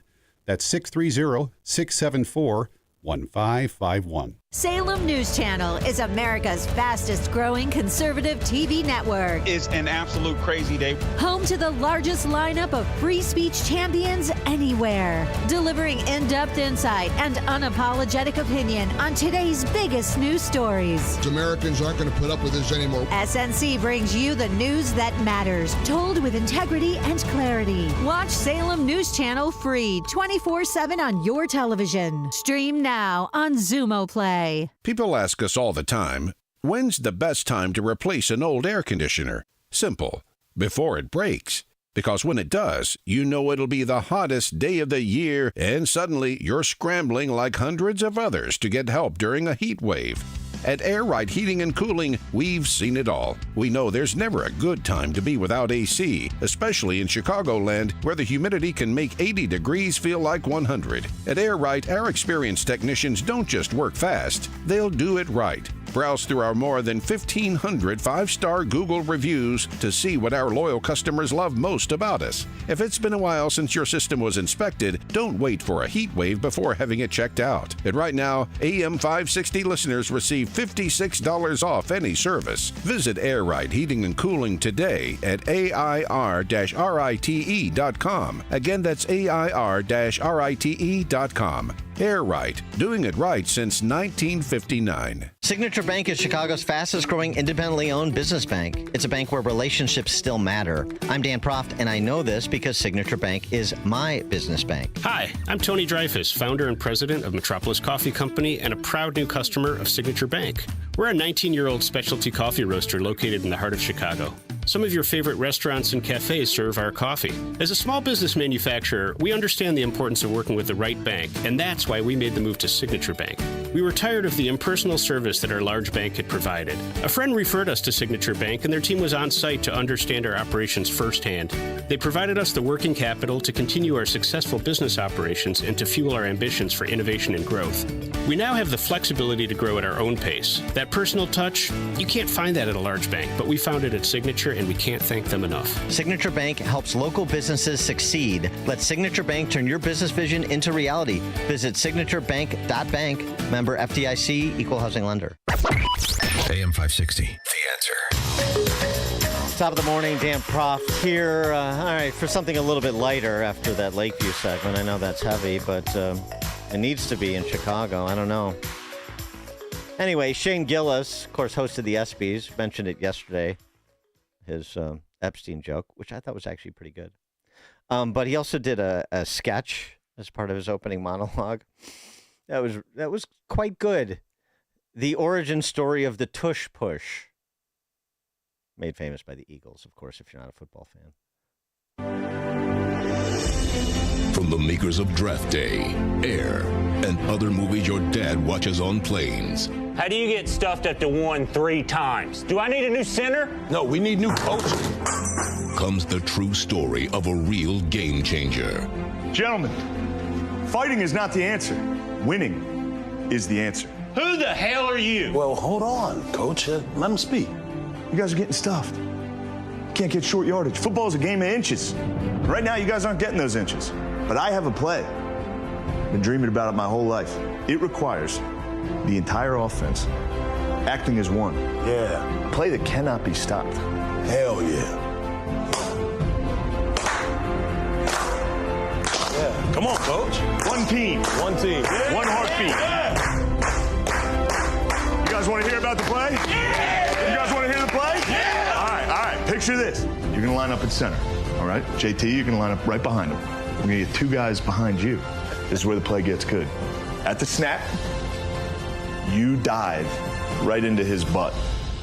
What? No, I don't. And then both those guys behind him are going to grab him by the hips and shove him even harder into your butt. No, I don't. That doesn't even sound like a good idea. Hold on. Let him cook. Let him cook. Then we're going to pull, maybe a tackle, maybe a tight end. Get more meat behind you. Players? More meat. Think about it. 10 guys barging right into your back door. I can't. Is that even a legal play? Yes. It doesn't make sense, man. That's not how I play football. You guys play losing football. You want to win? We're going to ride your butt right to the championship. Can you draw it up? Behold, my masterpiece. That's 10 dreamers, 10 guys working together as one unit. Each one of those arrows represents your friends and your buddies for life. Shoving right in you for a common goal. Driving. Get under the cheeks. Explode. No, man. Hey, can I take my claps back? I like it. Shut up, JT. I need to like it, JT. I got news for you. You're getting pounded too. This is my fault. This went a different way than I thought it was going to go. Don't you guys even want to know what it's called? I mean, does it have a cool name? Tush Push Origins. Yeah, maybe Jalen Hurts will revisit that after the characterization. Can I take my claps back? All right, coming up at 7:07, we're going to talk to our friend, PowerlineBlog.com, John Hindraker. It is now 7 o'clock, AM 560, WIND Chicago. President Trump has 2 bills to sign. I'm Dave Anthony, Fox News. On this vote, the yeas are 216. The nays are 213. That was just after midnight when House Republicans joined the Senate approving a rescissions bill, clawing back $9 billion in already approved federal funding DOJ targeted as wasteful. $1 billion of it takes money away from public broadcasting, as Republicans claim NPR and PBS are liberal biased. The rest of the canceled funding is foreign aid. All Democrats voted no. Hakeem Jeffries says that aid's important to make sure that we're investing in development and diplomacy and democracy all across the world. But when it comes to cryptocurrency, there was another vote that had some Democrats joining Republicans in support. Fox's Peter Doocy's at the White House. More than 100 Democrats, including the Democratic leader in the House, Hakeem Jeffries, voted to pass the Genius Act last night. That's the one that establishes federal guardrails for U.S. dollar-pegged stable coins. There was also some Democratic support for the Clarity Act. That's the one that's going to regulate crypto in the U.S. The president can also sign the Genius Act. It's already approved by the Senate. 2 other crypto bills the House passed have not yet. Now an update on the president's health. Recent photographs of President Trump have shown swelling around his ankles, a condition that was examined by the White House physician. And revealed chronic venous insufficiency, a benign and common condition. White House Press Secretary Caroline Leavitt reading the results from the president's doctor, who says bruising on President Trump's hand was caused from soft tissue irritation from frequent handshaking. Fox's Jared Halpern. Stephen Colbert broke some news his audience didn't want to hear. Before we start the show, I want to let you know something that I found out just last night. Next year will be our last season. The network will be ending The Late Show. CBS calls it a financial decision. America's listening to Fox. Good morning. It's 66 degrees in Chicago in the AM 560 The Answer Newsroom. I'm Nikki Whaley. Chicago Inspector General Deborah Witzberg won't be seeking another term as the city's top watchdog. Witzberg announced the news yesterday, citing the city council's recent approval of ethics reforms as a reason for her decision. The new ordinance allows the Inspector General's office to limit the conditions in which a city lawyer may be present during investigative interviews and gives the IG's office more access to certain records. Witzberg was appointed Inspector General in 2022. The McHenry County Sheriff's Office is showing the public body camera video of a deadly deputy-involved shooting earlier this year. Deputies are seen in the footage responding to a home in April in the 300 block of Briarwood Road in unincorporated Crystal Lake on reports of a domestic dispute. They confront Derek Lawrence, who appears to be armed with a rifle. Lawrence fired shots before barricading himself inside the home. He then opened a front window and fired more shots at law enforcement, who returned fire, killing him. And Governor Pritzker is leading an effort demanding the Secretary of Education, Linda McMahon, release nearly $7 billion in education funding. A group of governors from more than a dozen states sent a letter detailing the impact of these missed payments across the nation's education system. Pritzker says that the Trump administration is openly flouting the law and abandoning their responsibility to our students. The Illinois State Board of Education and the Illinois Community College estimate that Trump's White House is currently withholding $241 million from Illinois schools, community colleges, and adult education providers and students. News is a service of Air Right Heating and Cooling, offering AM 560 listeners $56 off of any service, including inspections. Don't wait for a heat wave for that old air conditioner to break down. Visit Air Right Heating and Cooling today at AIR-RITE.com. Again, that's AIR-RITE.com. A check of the roads coming up in 2 minutes on AM 560 The Answer.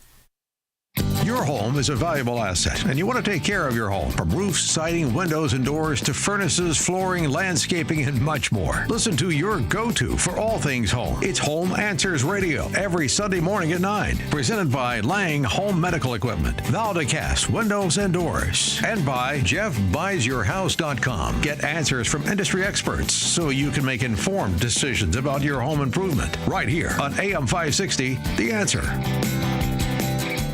Hey, it's Mike Rowe, and if you want to do business with a company that actually stands for something, switch to Pure Talk. I did. Sure, I appreciate being on America's most dependable 5G network with unlimited talk and text for just $20 a month. But what I really appreciate is Pure Talk's commitment to our military and to our skilled workforce. That matters to me. Save 50% off your first month when you dial pound 250 and say keyword Mike Rowe. Pure Talk, a wireless company that actually stands for something. Life insurance. Why are you putting it off? Can't afford it? Too much hassle? Think you don't need it? There's lots of excuses for putting off life insurance. But if you weren't there, who would pay the mortgage and other bills? With Ethos, you could be covered in 10 minutes and boom, family protected. Ethos, fast and easy online term life insurance. Up to $2 million in coverage with no medical exam. Some policies as low as $1 a day. Answer a few health questions and get your free quote at ethos.com/policy. That's ethos.com/policy.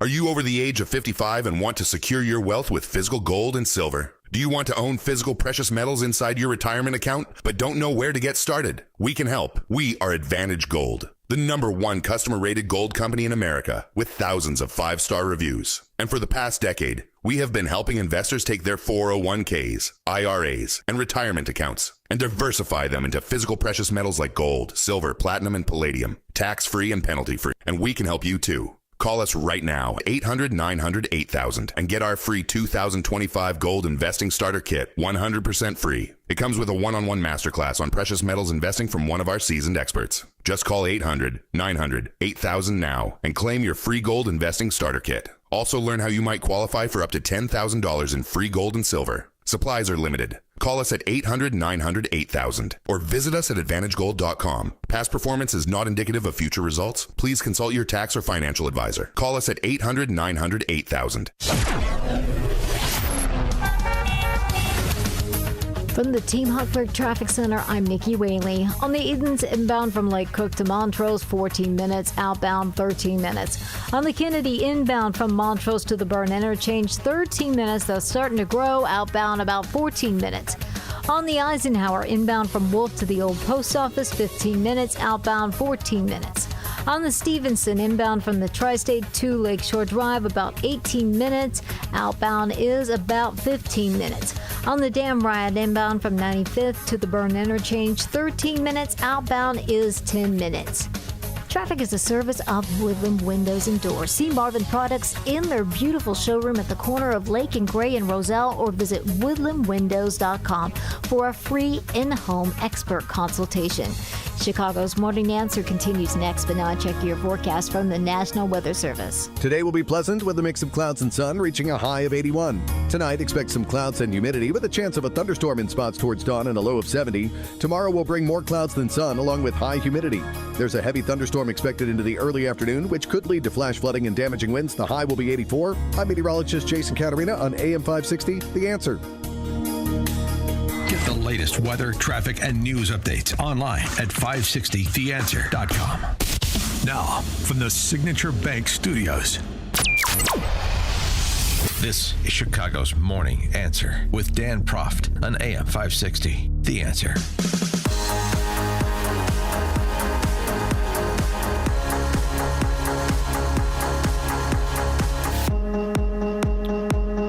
Top of the morning, Dan Proft here. Just like people didn't think it could get worse than Lori Lightfoot in Chicago, and they were wrong.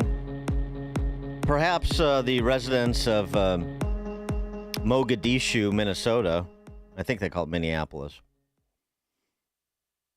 who think it can't get worse than Jacob Frey will be wrong too.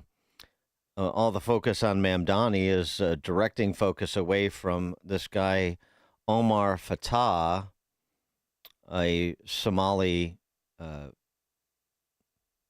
American, apparently, running for mayor there. Here's some of what Omar Fattah has had to say during his time in public office. We heard them being called terrorists. We heard them being called drug dealers. We heard a lot of insults.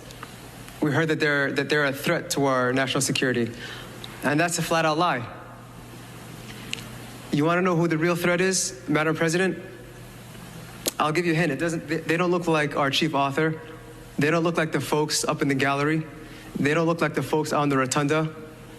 They look like many of the members that sit in the front. And you don't have to take my word for it. According to DHS, Madam President, the greatest domestic threat facing the United States comes from, quote, racially or ethnically motivated violent extremists, specifically those who advocate for the superiority of the white race, not our immigrants. We are safer and we're better off because of them. Mm-hmm. He's a member of the state senate in Minneapolis. Investing in increasing affordable housing and not gentrifying our neighborhoods. These are all things that are causing harm to our community because of this idea that there isn't money, when in reality, we do have this money to spend on this. It's just that we're choosing not to. It's not a value of ours. So right now, we're blessed to have 3 Somali elected officials at the Capitol. Me, Sister Hodan Hassan, who's in the State House, and Brother Mahmoud Noor. And we work very closely together. And we carry each other's bills. So the way it works is, if there's a bill in the House, it needs an identical bill to be carried in the Senate for it to be negotiated and to pass in the committees, and then go on for the floor session, and then go on to the governor's signature. So we're able to pass our bills back and forth that'll help benefit our communities. The Somali American Caucus in the Minnesota State Senate and State House, I guess. And when he talks about government housing, as he was talking about there, I mean, it's the same kind of rap that you hear from BLM Brandon in Chicago, who wants to turn the financial district into slums, and now he's got $1 billion to do it. Everybody's focusing on Mamdani in New York, talking about abolishing private property and abolishing prisons. You got mayors in office right now that are way down the road that Mamdani is charting. And maybe Minneapolis is about to have one as well. For more on this and other matters, pleased to be joined by John Hinderaker, president of the Center of the American Experiment, contributor to Powerline, powerlineblog.com. John, thanks for being with us. Appreciate it. Hey, great to be with you, Dan. So give us the drop on Senator Fattah. Well, he represents the far left wing of Minnesota's Democrat Farmer Labor Party, and that's about as far left as you can get. That's a very left-wing party. It's kind of ironic, you know, the city of Minneapolis has been in a downward spiral ever since the George Floyd incident, and really it was started before that. Jacob Frey, the boy mayor of Minneapolis, has served 2 terms. He's running for a 3rd term, which he's eligible to do, and he's considered the sane guy in the race. The moderate is the radical. He is running. He's very similar to Mamdani in New York. You know, he's running it both as a Democrat and a Democrat socialist. He's got, you know, socialist or communist schemes that he wants to experiment with in Minneapolis. And if he wins, he's going to take over a city that is in steep decline because the city's tax base is just going up in smoke. The city of Minneapolis is in large part abandoned by business. The commercial properties that are the backbone of the tax base are either wholly empty or largely empty, and so there's a huge movement in process to significantly increase residential property taxes, which are already high. And it could be a death spiral because if those property taxes get much higher, home values are going to plummet. Every prosperous person who lives in Minneapolis is going to sell his house and move to the suburbs, which is easy to do. And it's very hard to see a very optimistic future for that city. Now, correct me if I'm wrong. Was Jacob Fry the guy featured in pajamas in those Obamacare ads? Because that's who he evokes to me. But anyway, so if Fry or Fatah, it's sort of we're very familiar with sort of the false choice in Chicago and Illinois. Does it make a difference? Well, it might. I mean, a guy like Fatah is a lot crazier. I mean, Fry isn't stupid. He doesn't want to drive businesses out of the city, and I think he's made some modest efforts to make the city livable. He's not rabidly anti-police, for example, which has been a big part of the problem in Minneapolis. The city council is rabidly anti-police. And I think if Fatah gets in, that's going to be one of the obvious consequences. Is it's going to be war again on the Minneapolis Police Department, and that could have pretty disastrous consequences. Wasn't Fry the politician who kneeled at the coffin of George Floyd and wept? Well, I think he was one of them. Yeah, right. There's more than one, of course. Good grief. All right. Well, sticking in Minneapolis for just a moment. I wasn't going to get to this, but this is just such a fascinating story. The arrest of another state senator in not another state senator's been arrested, but another state senator, because we were talking about one in Fatah, who is on trial. She got caught breaking into her stepmother's home, and now this is. It's just such a bizarre story. It's kind of interesting. Well, it's a bizarre story and also a revealing one, Dan. So, Nicole Mitchell is her name. She's a sitting state senator. And this goes back now a year and a half or 2 years. The 2024 session was in progress, and she got in her car and she drove, 3 or 4 hours into northern Minnesota, and she broke into a basement window of her stepmother's home, dressed in black, looking like a cat burglar, carrying a flashlight covered with black cloth, and went up to her stepmother's bedroom. Her stepmother heard something, woke up, got out of bed, tripped over her stepdaughter, had no idea who it was, assumed it was a man. The senator fled down to the basement. The stepmother called 911. They said, grab a butcher knife and prepare to defend yourself. And they called the police. And a couple of minutes later, the police arrive. They search the house and they find Senator Mitchell hiding in the basement, and they arrest her for first-degree burglary as she was about to climb out again with, among other things, her stepmother's laptop. And it's just a completely bizarre story. But maybe the more significant point is that the session was going on right then, and the Democrats had a 44-43, still have a 44-43 advantage in the, or rather 34-33 advantage in the Minnesota Senate. So they needed her vote. And so they took a vote on whether Mitchell would be allowed to vote for the remainder of the legislative session. And she cast the deciding vote. And it was 34-33 in favor of letting her vote. So she did. As soon as the session was over, then Governor Tim Walz and Ken Martin, who's now the head of the DNC, and the other prominent Democrats all said she's got to resign, she's got to resign. But she didn't. She stuck to her guns, and her case got scheduled for trial. And when the 2025 legislative session was going to come around, the judge continued her criminal trial until after the session would be over, so that she could continue to cast vote time after time free in the Minnesota Senate. So when the session ended, a week or two went by, and that trial finally got underway, and it's going on right now. And she broke. I mean, so of course, right. Hang on to political power as long as you can. In the party's interest first, and then in your interest second. I mean, this is classic. We're very familiar with this sort of attitude. But I mean, just the backstory. She broke into her stepmother's home because there were items of her father's that she wanted that her stepmother wouldn't give her? Is that the basis of it? It's very unclear. She told the arresting officers, and the body cam footage just came out at the beginning of the trial. It's super interesting. But she told the arresting officers that she broke into the house, that her mother suffers from Alzheimer's, supposedly, her stepmother, right? And so she says she broke in to get at some mementos, a couple of photographs and a plaid shirt that had belonged to her now deceased father. At the trial, that her lawyer is telling a different story. Her lawyer is saying that this was really a kind of wellness check.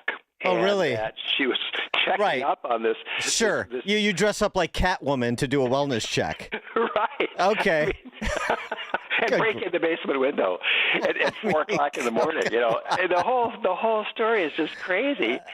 But the overriding story to me is one of political expedience, because once it became clear that she did not want to resign her seat, Tim Walz and the other Democrats stopped calling on her to resign, and they said, okay, way to go, Nicole, you know, serving that 2025 session, and there was no more talk about expelling her from the Senate or anything else.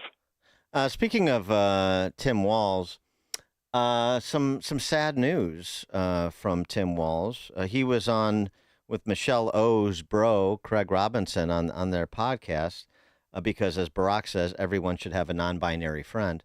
And Governor Walz announced his plans for 2026. Things differently. Last two quick questions. First question that people would kill me if I didn't ask. You think about running in 2028? I am not. And my job, and I say that, I am doing all I can to help build the party and make sure whoever that person is wins. Well, we appreciate it. And I think we need to flood the zone with people. 2026 is the decision on governor. 2028, of course, president. But sad news that Tim Walz isn't leveraging his performance from last year for 2028. I'm not so sure about that, Dan. We'll see. He apparently is running for a third term as governor in 2026, which he can do. I don't believe he's officially announced, but every other Democrat in the state is running for the open Senate seat, and everybody seems to assume that Walz is going to take another shot at governor. And if he wins, which is not a sure thing, if he wins, then I think it's very possible he throws his hat in the ring for 2028. Minnesota and Illinois are similar in some respects. Actually, Minnesota, I think, is probably perceived as, as historically more left than Illinois. But based on your splits in your state legislature, it's actually much more competitive. And of course, you've had Republican governors of recent vintage like Tim Pawlenty, not that long ago. But what is the prospect? I mean, especially since Walz is such a buffoon. I mean, is there a prospect? Are the numbers there for Tim Walz to be defeated if he runs again? In principle, yes. His polling is not great right now. He's under 50% approval. A plurality wants him not to run for a third term. The problem, Dan, is that no Republican has won a statewide race in Minnesota since 2006, when Pawlenty was last elected governor. I guess it has been a while, yeah. Yeah, and so you got to operate on faith, and more important, you got to come up with a strong candidate. And it remains to be seen who can actually get the Republican nomination for 2026. So in principle, I think Walz is vulnerable. And third terms are hard to get, as you know. I mean, you got to be a very popular governor to run successfully for a third term. So Walz can be had, but I'm not sure whether the Republicans have got the candidate who can do it. And before we let you go, required by law to weigh in on this, you are. I have, of course, Epstein and Trump moving off of his position earlier in this week to announce yesterday that Pam Bondi will be in court today to unseal the grand jury testimony related to the Epstein case and ostensibly provide transcripts or redacted transcripts for public consumption. Your assessment of Trump's handling of this matter over the last 10 days? Well, I think he and Bondi screwed it up, frankly, by vowing that they're going to release the quote Epstein files on the first day. You know, we're going to come in and make them public. You never make public raw, unredacted investigation files. There's all kinds of stuff in them that should not be made public. And I don't think this is any exception. I think Trump was right when he said this is an unfortunate distraction. There's nothing major going on here. The idea is, as Tucker Carlson claimed, that Epstein was an Israeli intelligence asset is completely made up. I mean, that's just really an appalling fabrication on Tucker Carlson's part. I really wish that Trump had stuck to his guns on that and said, look, it's over, it's time to move on, because any partial document release that they do, and it's going to be heavily redacted and so on, I think is only going to feed the frenzy. Well, right. And now what you've done by saying at the outset, this is all there is and there's no more, and then you say, well, any additional credible information Pam Bondi should release, and then you say, oh, yeah, well, we're going to go and get sealed records unsealed and available for presentation. Well, why didn't you sort of run the traps on all this at the outset and come up with a more thoughtful approach to what you are or not going to do and what you are or not going to release with respect to this, not to mention the explanation, because it required a detailed explanation of the judgment call you're making. And that was absent from this. I don't know what the legal framework is either, Dan. Isn't grand jury testimony supposed to be secret? I mean, if files have been sealed, what's a legal standard for unsealing them? And I don't know what the law is at the federal level relating to the raw fruits of police or FBI investigations. I mean, I think Trump has embarked on a very dangerous path here in trying to pacify the Epstein conspiracy theorists, and I'm afraid it might not end well. John Hindraker, president of the Center of the American Experiment, contributor to Powerline, powerlineblog.com. John, thanks as always. Great to be with you, Dan. And John joined us on the Turnkey.pro answer line. Connect with Dan and Amy on the AM 560 The Answer mobile app. Just text the word app to 64636 to download the app today. Perhaps you're a collector, or perhaps all of a sudden you have a collection. Maybe it's an inheritance. How do you know what it's worth? This is Sean Thompson for Donley Auction. The market for antiques and collectibles is changing all the time. What is your collection worth right now? Well, I've got an easy way to find out. It's simple. You contact Donley Auctions. With their worldwide audience of live and in-person auctions, they have a good idea of how to tell you exactly what it's worth at exactly right now. They're ready to put top dollar in your pocket. The bigger the collection, the better. Go to DonleyAuctions.com and get the info on all things that they buy and sell to have an idea of exactly what Donley does and how much they need your collection. They have so many buyers, it's a great time to sell. Just simply make a phone call. Donley has traveled all over the country to pick up collections. Just call and talk to the people at Donley Auctions at 815-923-7000. Donley Auctions is your trusted partner in turning your collections into cash. DonleyAuctions.com. Salem News Channel is America's fastest growing conservative TV network. It's an absolute crazy day. Home to the largest lineup of free speech champions anywhere. Delivering in-depth insight and unapologetic opinion on today's biggest news stories. Americans aren't going to put up with this anymore. SNC brings you the news that matters, told with integrity and clarity. Watch Salem News Channel free 24/7 on your television. Stream now on Pluto TV. When age-related challenges arise, reignite your loved one's grace, purpose, and joy, and get the right care at Lutheran Life Communities. Experience a 130-year legacy as a Christ-centered, nonprofit mission to seniors at 4 locations in the Chicagoland area. Multiple full-time chaplains on staff serve as ministers to the spiritual needs of residents and their families. Experience the highest level of body and soul nurturing for your loved one by visiting LutheranLifeCommunities.org today. That's LutheranLifeCommunities.org. AM 560, The Answer. Top of the morning, Dan Proft here. So I just wanted to prove up, I mentioned in a conversation with John Hindraker, Barack Obama suggests it's a good idea that everybody have a gay, non-binary friend, and so it was nice to see Craig Robinson, Michelle O's bro, spend time with his non-binary friend, Tim Walz.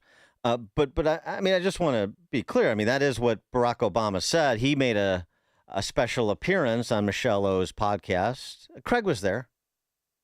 And among the many important things that the Messiah had to say was this. I had a gay professor in college at a time when openly gay folks still weren't outlawed, who became one of my favorite professors. You need that to show empathy and kindness. And by the way, you need that person in your friend group so that if you then have a boy who's gay or non-binary or what have you, they have somebody that they can go, okay, I'm not alone in this. Yeah. Right? Yeah. It's sage advice. I asked on X if Barack openly asked if he would consider being my gay non-binary friend. I have not received an answer yet, but I'll let you know if and when I do.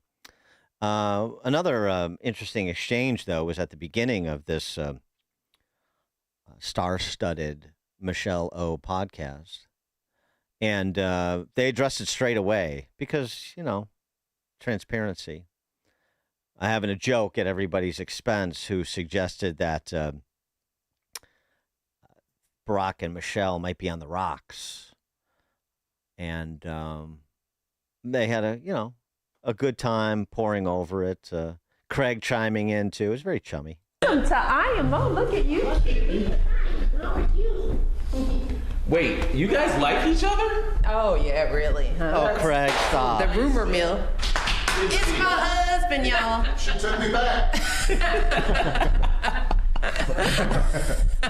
Now, don't start. I can't. It was touch and go for a while. It's so nice to have you both in the same room together. I know, because when we aren't, folks think we're divorced. Let me tell you. First of all, see, I'm in Wichita, Kansas, for Austin's tournament, and this podcast has made me quite popular.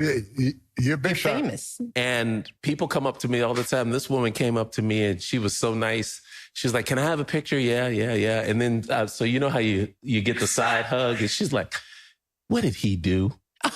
And you knew she was going to say what he did. And I was like, it wasn't like, what happened to him? That is so It was terrible. Like, how'd he mess up? And I said, well, what makes you think he messed up? Why couldn't it have been why her? did you just say no one messed up? Well, because I wanted to keep this conversation going so that I could tell you about it. Oh, Lord. I was like, what? And she's like, he did something, didn't he? I was like, don't worry, everything's fine. And let me tell you, she was so happy, you would have thought I gave her a Christmas gift. These are the kinds of things that I just miss, right? So I don't even know this stuff's going on. Right. And then somebody will mention it to me, and I'm all like, what are you talking about? Yeah. There hasn't been one moment in our marriage where I thought about quitting my man. And we've had some really hard times, so we have had a lot of fun times, a lot of adventures, and I have become a better person because of the man I'm married to. Okay, don't make me cry now. Right at the beginning of the show. Oh, that's sweet. Don't let me start tearing up now. And welcome to IMO. Welcome to IMO. Get you all teared up. See, but this is why I can't talk. See, you can take the hard stuff, but when I start talking about the sweet stuff, you're like, stop, no, I can't do it. I love it. I'm enjoying it. But thank you, honey, for being on our show. Thanks for making the time. Couldn't you just eat them up? I particularly like it when they drop their G's. They're so authentic. They're so real. Coming up at 7:37, we'll be joined by Drew Holden, who writes at his Substack, Holden Court. Talk a little bit about what's next for NPR and PBS now that they lost some of their federal largesse. That's 7:37. Now we check the headlines. Good morning. It's 66 degrees in Chicago in the AM 560 The Answer Newsroom. I'm Nikki Whaley. Homeland Security Secretary Kristi Noem says the agency is evaluating the size of liquids in carry-on bags now that travelers can leave their shoes on during airport screenings. Travel editor Peter Greenberg says enhanced technology has already worked well in the United Kingdom and can differentiate between drinks and chemical explosives. The technology allowing that, or to be able to allow that, has been in effect for quite some time, and they just haven't employed it. Because the TSA hasn't budgeted for the scanning technology or trained employees on how to use it, he doesn't anticipate the change until 2027 at the earliest. I'm Tammy Trujillo. The House is voting to pass a package of $9 billion in DOGE spending cuts. On this vote, the yeas are 216. The nays are 213. The resolution is adopted. The vote approves cuts to public broadcasting, global health programs, and foreign aid. This after Republican senators narrowly passed the package Thursday. The bill can now head to President Trump's desk for his signature. And Squid Game is now the most popular non-English show in Netflix history. Season 3 racked up over 122 million views and helped the streamer post stronger than expected earnings. News is a service of AlmostFreeTeeth.com. Overpaying for dental implants is over. If you have a Blue Cross Blue Shield PPO or FEP, you could save 90% off on average to get your smile back. Learn more and check if you qualify at AlmostFreeTeeth.com. A check of the roads coming up in 2 minutes on AM 560, The Answer. If you listen to the mainstream media and the Democrats, you'd think it was a sin to be black and conservative. Well, John Anthony blows up that perception every week on Black and Right. Join John tomorrow afternoon at 4 when he pushes back against the left and its regressive, progressive agenda that tries to dictate how people should think or feel about politics. Listen to Black and Right tomorrow afternoon at 4 right here on AM 560, The Answer. At AlmostFreeTeeth.com, they're dedicated to making smiles great again. If you have medical PPO insurance, find out how you could save 90% off on average to get a beautiful dental implant-supported smile. Check if you qualify right now at AlmostFreeTeeth.com. Sign up for the AM 560 Answer Advantage to get early alerts on event ticket sales, special discounts, and contest opportunities. Sign up today at 560theanswer.com/advantage. Hey, it's Sean Thompson here for Level 10 Coating. You've been hearing the ads on AM 560 for months. Listeners love the product. Shiny new garage floors. And here's the thing. If you grow up in Chicago, you know a garage isn't just for parking cars. It's a sanctuary for yourself. Sometimes you could throw a kid's party there. Sometimes you can watch a game with your friends. But it doesn't have to be a cracked, dry, ugly cement floor with all dust on it. It can be a product you love. That's what Level 10 Coating delivers. Level 10 Coatings makes it someplace you want to be all the time. Level 10 Coatings, you can call now for a free quote at 855-510-2628. The number again, 855-510-2628. It's not just garage floors either. It's anywhere you want to make the cement feel more than cement at level10coatings.com. That's level, the number 10, coatings.com. Big or small, we coat them all. Level 10 Coatings, your custom concrete coating solution. If you're living with pain, see how Relief Factor can help. My back got injured very bad. I was off work for about a year. I heard about Relief Factor from my wife. I took it every day, 3 times a day for 3 weeks. I looked at her and I said, the pain is gone. And she said, I'm glad it helped. I said, no, you don't understand. It's gone. Fight pain naturally with Relief Factor. Go to ReliefFactor.com and get your 3-week quick start today. Only $19.95. Are you over the age of 55 and want to secure your wealth with physical gold and silver? We are Advantage Gold, the #1 customer-rated gold company in America. We have been helping investors take their 401ks and retirement accounts and diversify them into physical precious metals like gold, silver, platinum, and palladium. Call us right now, 800-900-8000. Just call 800-900-8000 and claim your free gold investing starter kit. Also learn how you might qualify for up to $10,000 in free gold and silver. Past performance is not indicative of future results. Please consult your tax or financial advisor. Call us at 800-900-8000. When you speed, you have less time to react. Follow the speed limit to keep other road users safe. Speeding catches up with you. Paid for by NHTSA. From the Team Huckberg Traffic Center, I'm Nikki Whaley. On the Edens inbound from Lake Cook to Montrose, 14 minutes. Outbound, 13 minutes. On the Kennedy inbound from Montrose to the Burn Interchange, 13 minutes. That's starting to grow. Outbound, about 14 minutes. On the Eisenhower inbound from Wolf to the Old Post Office, 15 minutes. Outbound, 14 minutes. On the Stevenson inbound from the Tri-State to Lakeshore Drive, about 18 minutes. Outbound is about 15 minutes. On the Dam Ride inbound from 95th to the Burn Interchange, 13 minutes. Outbound is 10 minutes. This report is sponsored by Rapid Radios. Rapid Radios are instant push-to-talk walkie-talkies offering national LTE coverage and no subscription ever. Business owners can keep in touch with up to 200 staff members at one time. Go to rapidradios.com now for up to 60% off and free shipping. Chicago's Morning Answer continues next, but now check your forecast from the National Weather Service. Today will be pleasant with a mix of clouds and sun, reaching a high of 81. Tonight, expect some clouds and humidity with a chance of a thunderstorm in spots towards dawn and a low of 70. Tomorrow will bring more clouds than sun, along with humidity and a heavy thunderstorm likely into the early afternoon. These storms may lead to flash flooding and damaging winds with a high of 84. I'm meteorologist Jason Caterina on AM 560, The Answer. Get the latest weather, traffic, and news updates online at 560theanswer.com. Now, from the Signature Bank Studios. If you're looking for the latest news, insight into what it means, and the sharpest opinion, there's only one station in Chicago where you can turn, and it's this one. We're AM 560, The Answer.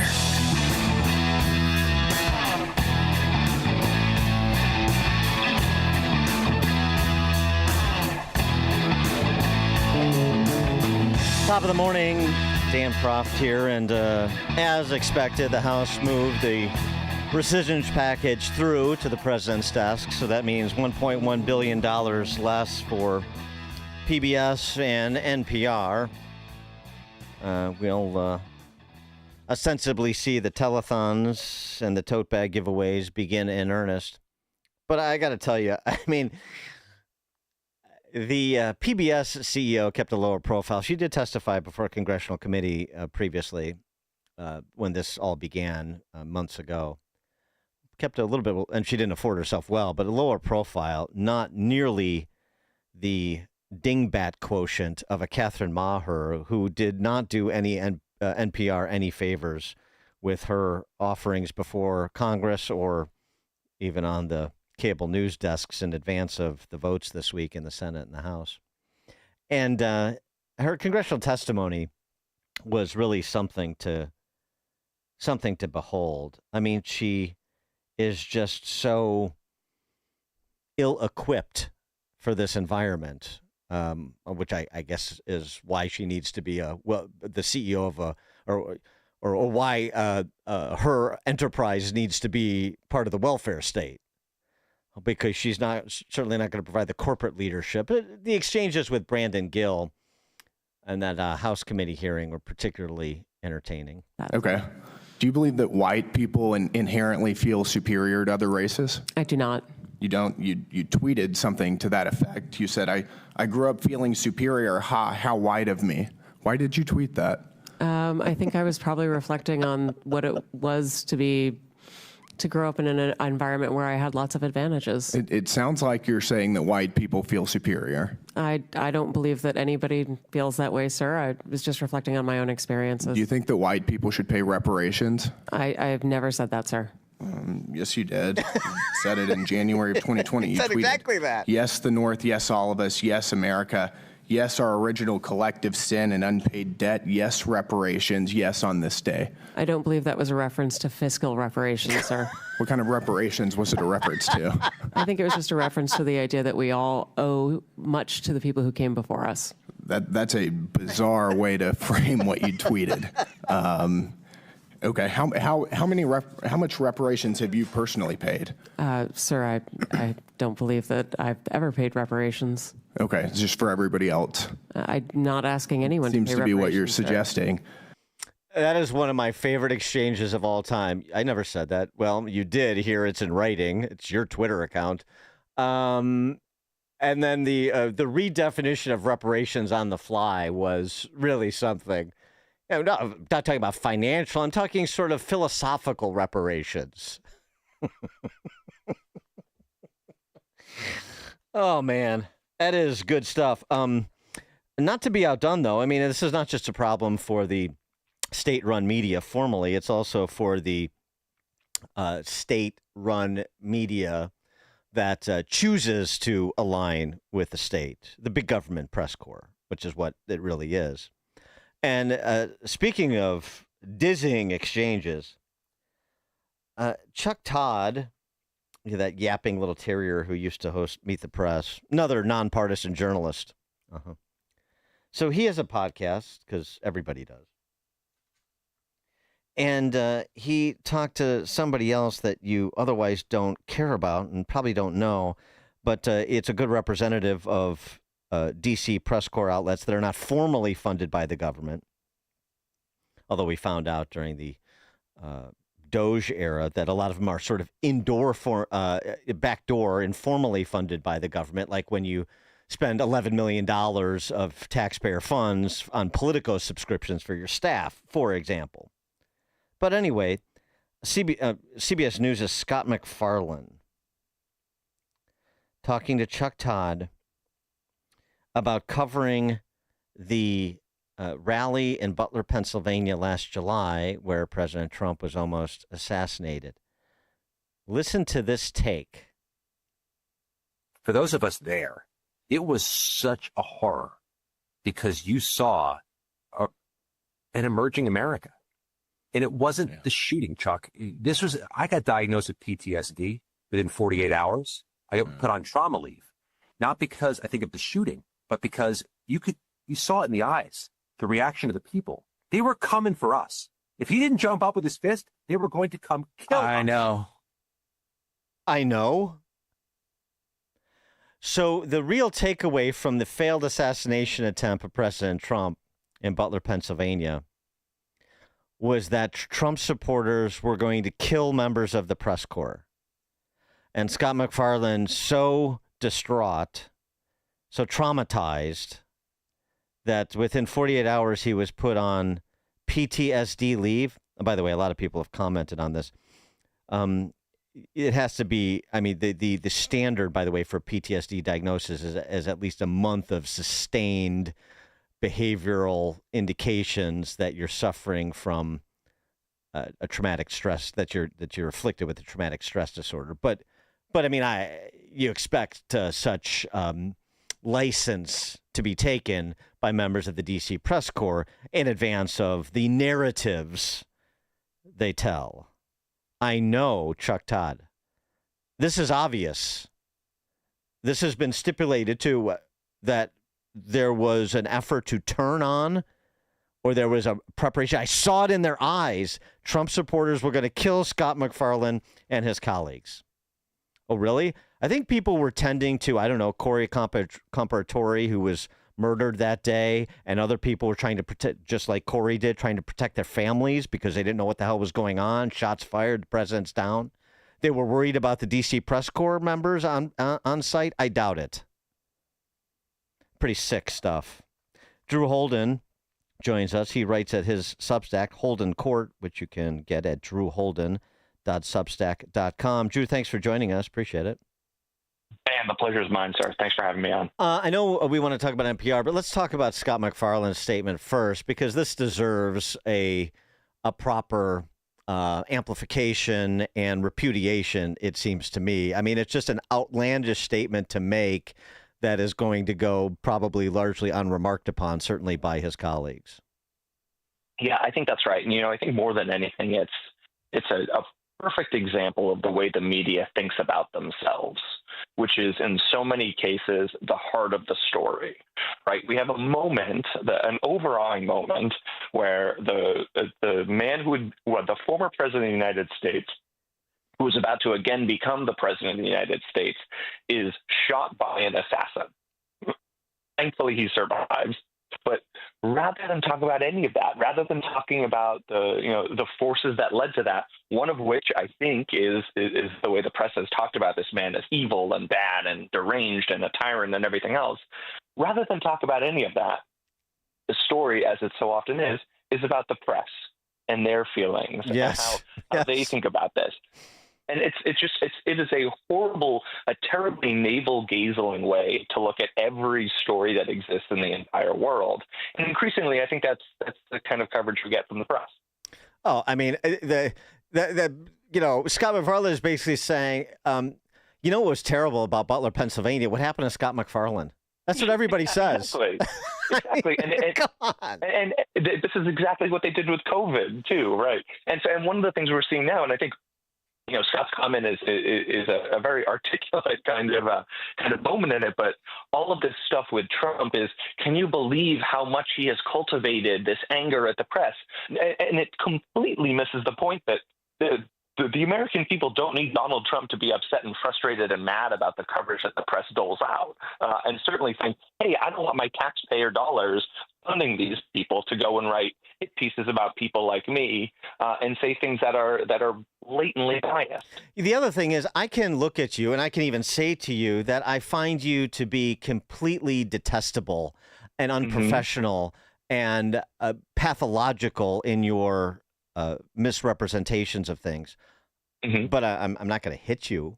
I'm just telling you what you are, in my view. Right. Yeah. And your friends aren't going to either, right? Like the idea that I would somehow feel some sort of direct threat from that, I think is deeply, deeply immature, frankly. But also, it's like it's somehow unmoored from reality, right? It's like you live in this.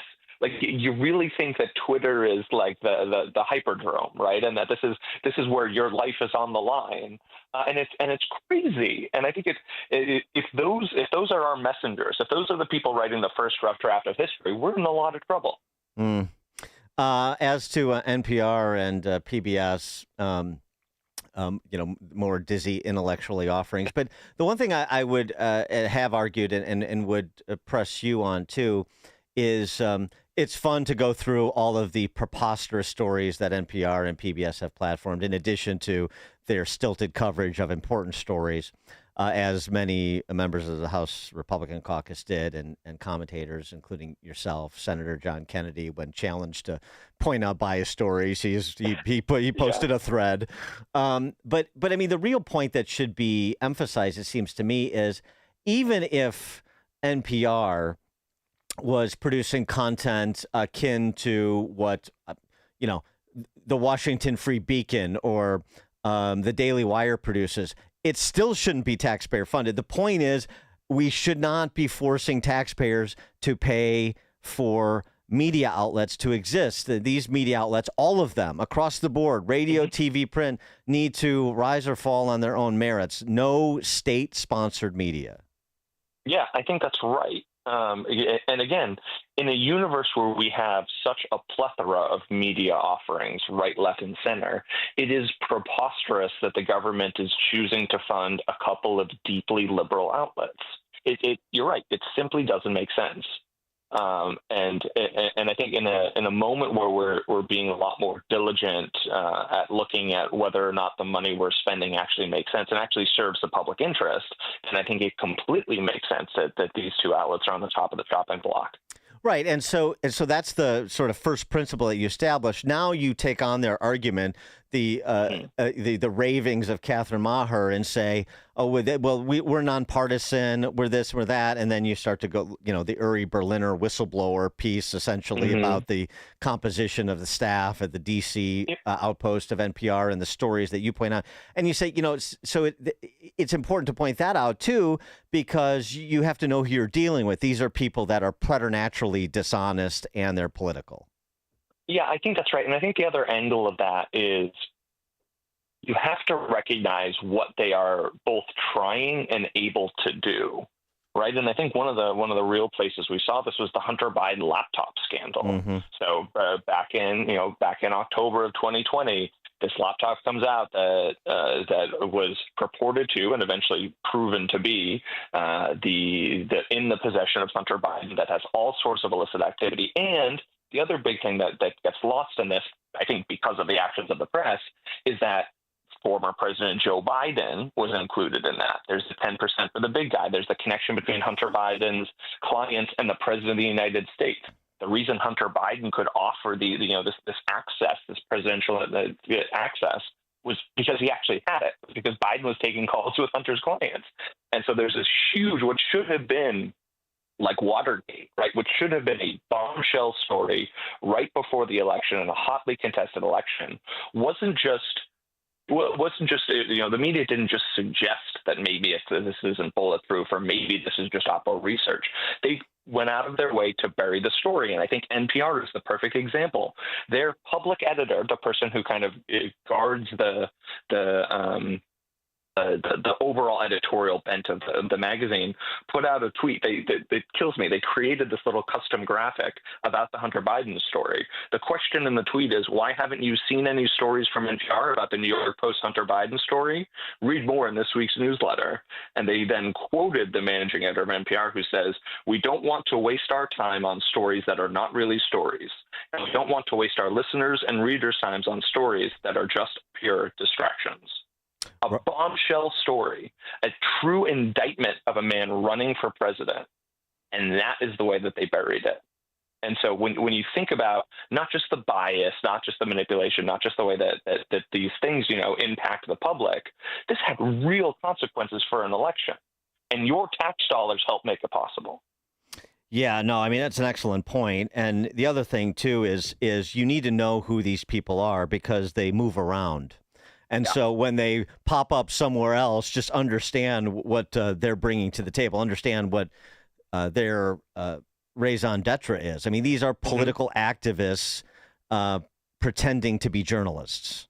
Yeah, I think that's an excellent way to put it. I mean, and this is why I think the old tweets from Catherine Maher of NPR are so telling, right? Like when she's got her Biden shirt on, right, knocking doors for Joe Biden, and then is going and giving you the unbiased media coverage, and can't think of a single example when the press was biased. Like, you should be able to connect those dots and say, aha, these are the people who are trying to tell me what truth is, and I should not believe them.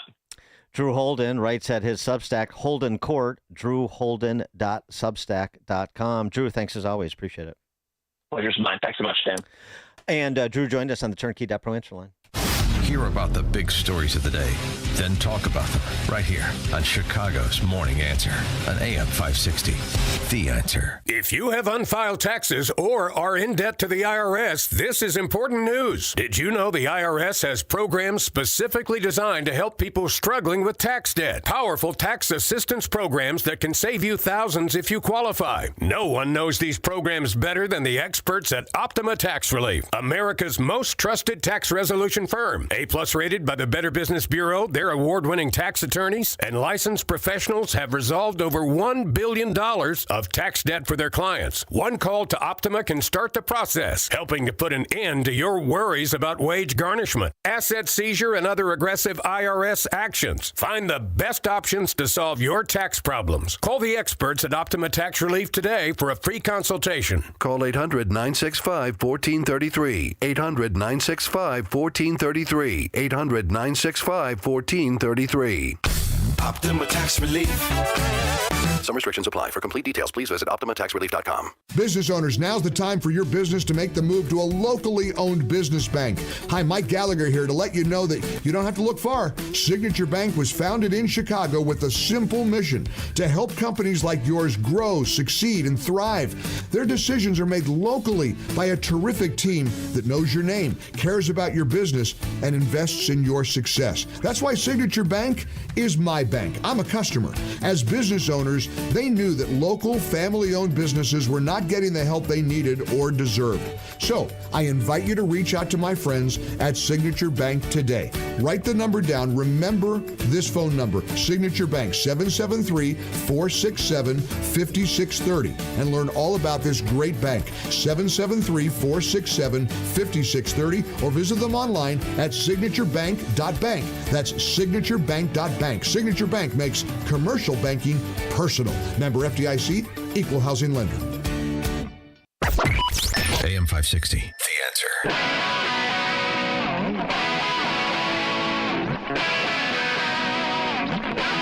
Top of the morning, Dan Proft here.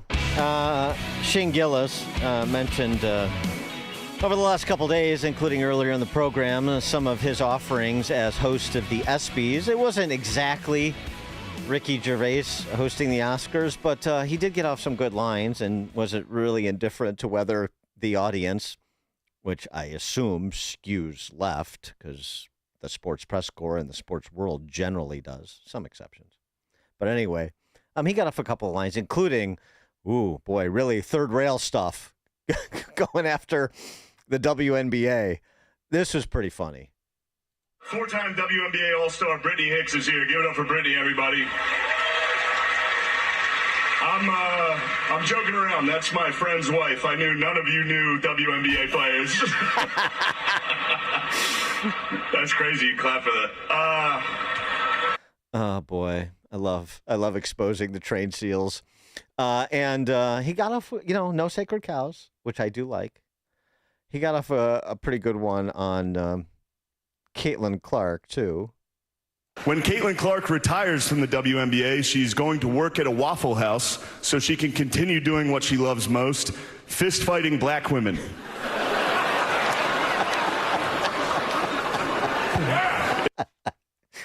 Yeah, it's good. You got to have some irreverence in those button-down environments. By the way, interesting, Caitlin Clark, she's a member, I understand. I played Crooked Stick recently in Carmel, Indiana, which is a great track where John Daly won his PGA championship back in 1991. And she is a member there. Caitlin Clark's a member at Crooked Stick. And apparently, just talking about natural athletes, apparently, she doesn't get to play golf very much because she's got that basketball career.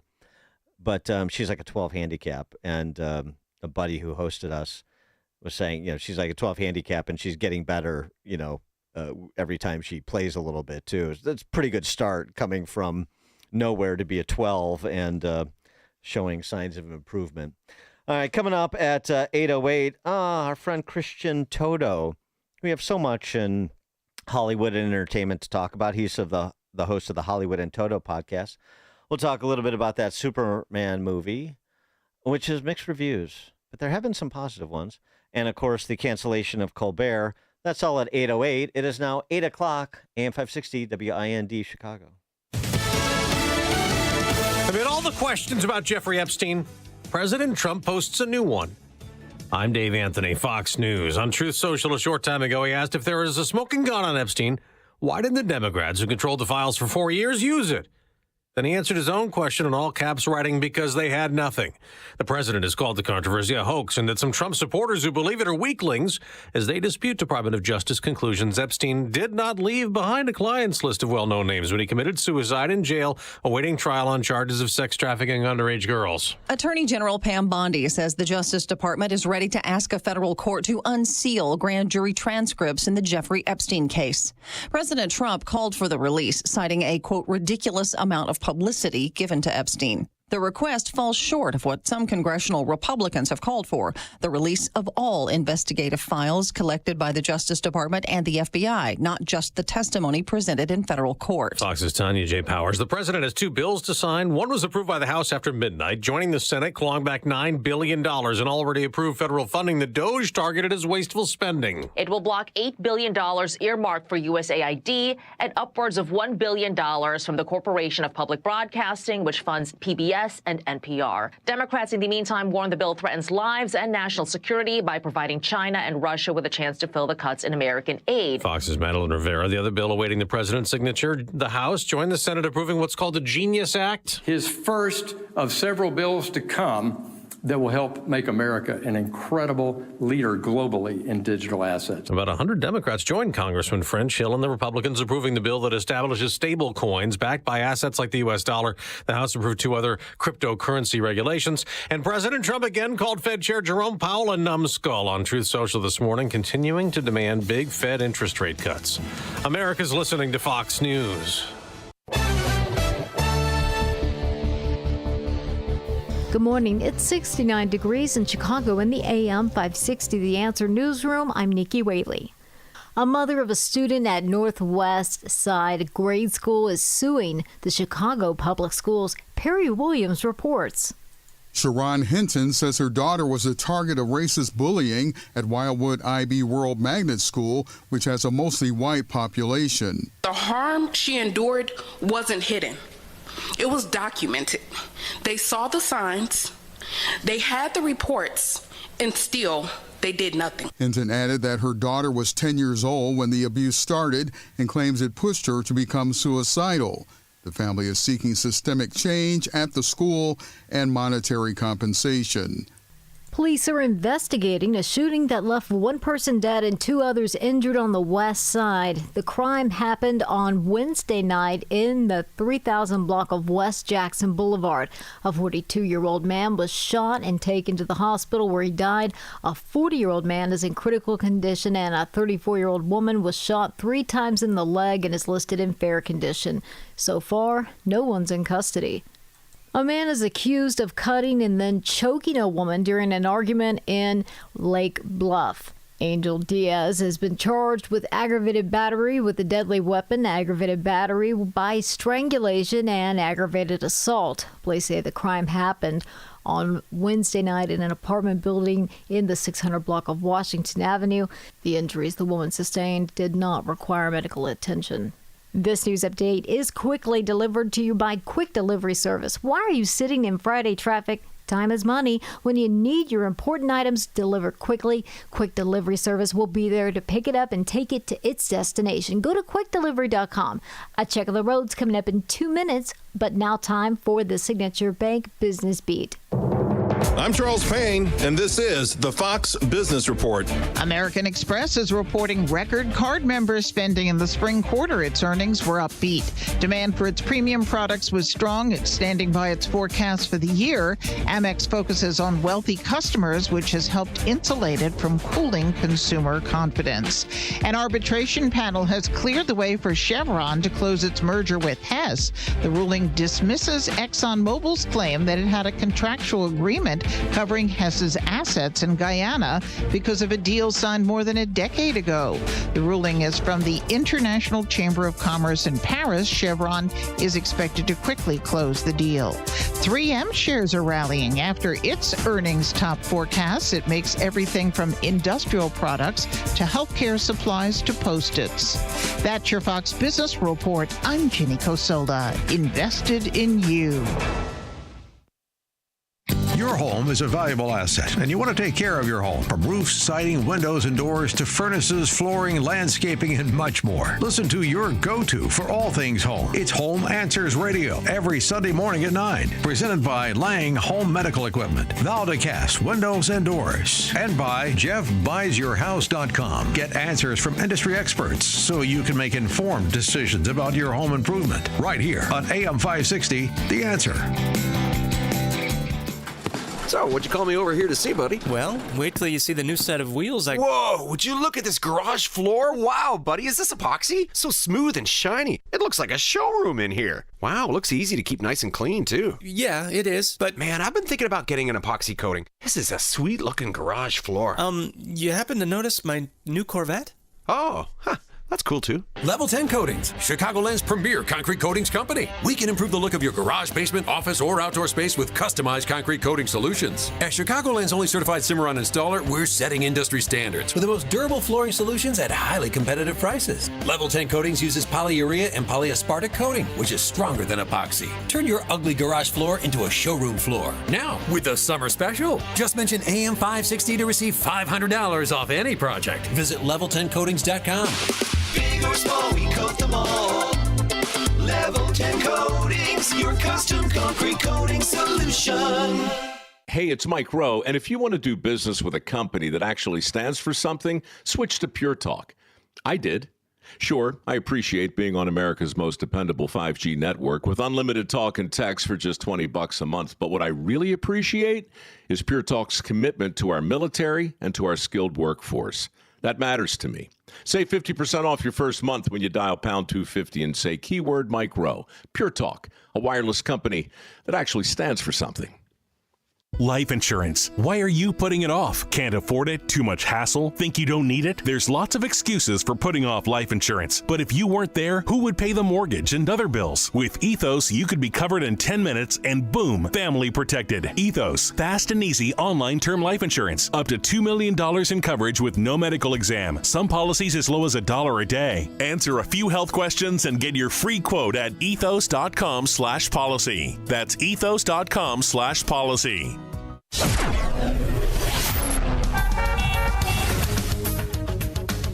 From the Team Hawkberg Traffic Center, I'm Nikki Whaley. On the Edens inbound from Lake Cook to Montrose, 15 minutes. Outbound is 14 minutes.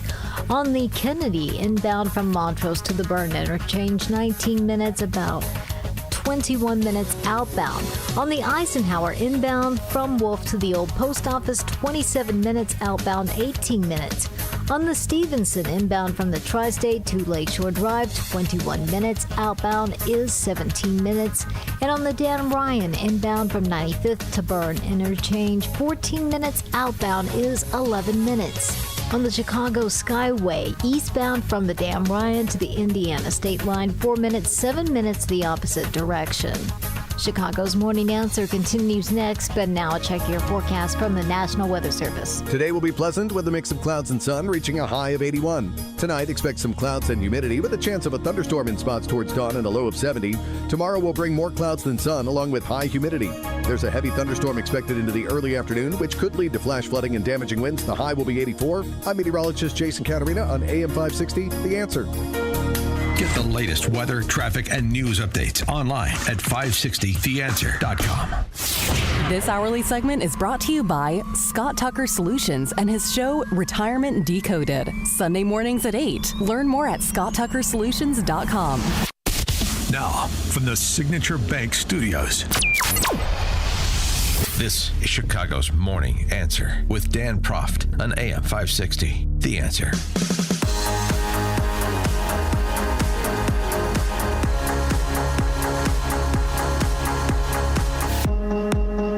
Top of the morning, Dan Proft here. So I haven't seen the latest iteration of Superman yet, but I know there was some controversy around it because of some of the silly things that the head of Marvel Studios, James Gunn, had said in advance of the film's release. And I have read reviews, and most of the reviews I've read from reviewers I respect suggest that you should discount what James Gunn said about immigration and so forth, because it really doesn't manifest itself in the film. And the idea that it is taking sides in the fighting in Israel also doesn't manifest itself in the film. It's more generic, just, good versus evil. And in typical Superman fashion, he's just trying to save all lives, stop all violence. Some of the reviews. But here's what James Gunn said in the run-up that I think created this expectation that this was going to be another silly woke offering. I love that there are really alien stories about Superman and really human stories about Superman. You chose a very human story, one of the most human comic films I've ever seen. Why did you go that direction, and what did you really want to convey in that human kindness for Clark and that importance? I wanted to show Superman as the most, in an intimate way. I wanted to believe Superman. So I wanted to show him in this gigantic DC universe, this magical world that's like from the comic books, where we're entering how I entered as a child, with Superman, with superhuman friends, with giant robots, with kaiju, with all of that. So I wanted to have that, but at the same time, really get to know him, get to know his personality, who he is, what his relationship with Lois is like, what his beliefs are, what his strengths are, what his flaws are. Have you mapped out immutables on the other characters that you're playing? Are there like through lines you can't cross with certain beats and certain characters that other directors and writers? Yeah, there's a few things, but it's pretty loose. Okay. Pretty loose. Well, that wasn't part of what he said, where he sort of went on to discuss the idea of immigration and we're all immigrants and so on and so forth. It just sort of seemed like a typical surface skimming Hollywood statement about a controversial issue of the day. But since I haven't seen it, and I assume Christian Toto has, he can adjudicate the matter for us with some finality. Christian Toto is the host of the Hollywood in Toto podcast. That's Hollywood in Toto, TOTO.com, HollywoodInToto.com. Christian, thanks for joining us. Appreciate it. Oh, my pleasure. So give us your handle on the latest installment of Superman. I found it very disappointing as a film. It certainly is nowhere near the Christopher Reeve model. Mm-hmm. The new Superman, David Corenswet, is actually quite good and a nice choice, and certainly not his fault. And I think the oddest thing about the entire rollout is that the movie doesn't reflect what writer-director James Gunn said. It was, I think, a Times of London interview where he went on about the immigration part of the story and said if you don't agree with his worldview or that view of the film, screw them. That was sort of his statement. It's funny because we had like almost a year, if not more, of marketing for Superman, and it was all uplifting and positive and apolitical, and all of a sudden at the very last minute, James Gunn puts his foot in his mouth. And you could say, well, he's smarter than that. You could say he's doing it for a reason. There's lots of things to say about it. But the bottom line is it's not really reflected in the film. For all the film's flaws that I saw, it was not woke. It was not political. It was not abrasive. It was not anything like he described. It was just a Superman movie. But you're just saying it was disappointing because it was just sort of vanilla. It just wasn't a well-constructed film. Tyler Cohen wrote about this, saying the main flaws of the film are A, stupidity, B, excess reliance on multiple climactic yet never compelling, supposedly climactic battle scenes, C, lame portrayals of villains, and D, lack of interest in being truly cinematic. I don't disagree with any of that. Yeah, it's a weak film. Listen, there are pockets of goodness within the film. A scene with Superman's parents in Smallville, exchange between Lois and Clark, which is both interesting and a little flirtatious. So there are things you can kind of pick and choose and say, oh, that worked or that's successful. But there really is zero flow to the movie. Movies that are great, that move you, that stick with you, there's a momentum to them where it's building towards something. And, the great movies have that. This one doesn't have anything like that at all. And it is deeply silly. Listen, it's good for kids. It's busy. It's frantic. There's lots of action. It's colorful. I think younger viewers will enjoy it. And maybe that's the best audience for it. But I think at the end of the day, we've gotten really quality comic book movies. Iron Man and Guardians of the Galaxy and some of the other projects that have just scored and been good for all ages. And I just think this one's it doesn't live up to that level. The canceling of Colbert. For financial reasons, it was reported he's done at the end of this contract, which I guess runs till the spring of next year. And it seems to me there's this recent interview he did. I mean, if you want to understand what happened to his show, it's all contained in this recent interview of Francis Collins, the former NIH director, because people are waiting with bated breath for the next pronouncement from Francis Collins. And he wrote a book. So, of course, you got to have him on the show. And this was their exchange. I mean, it is so contrived.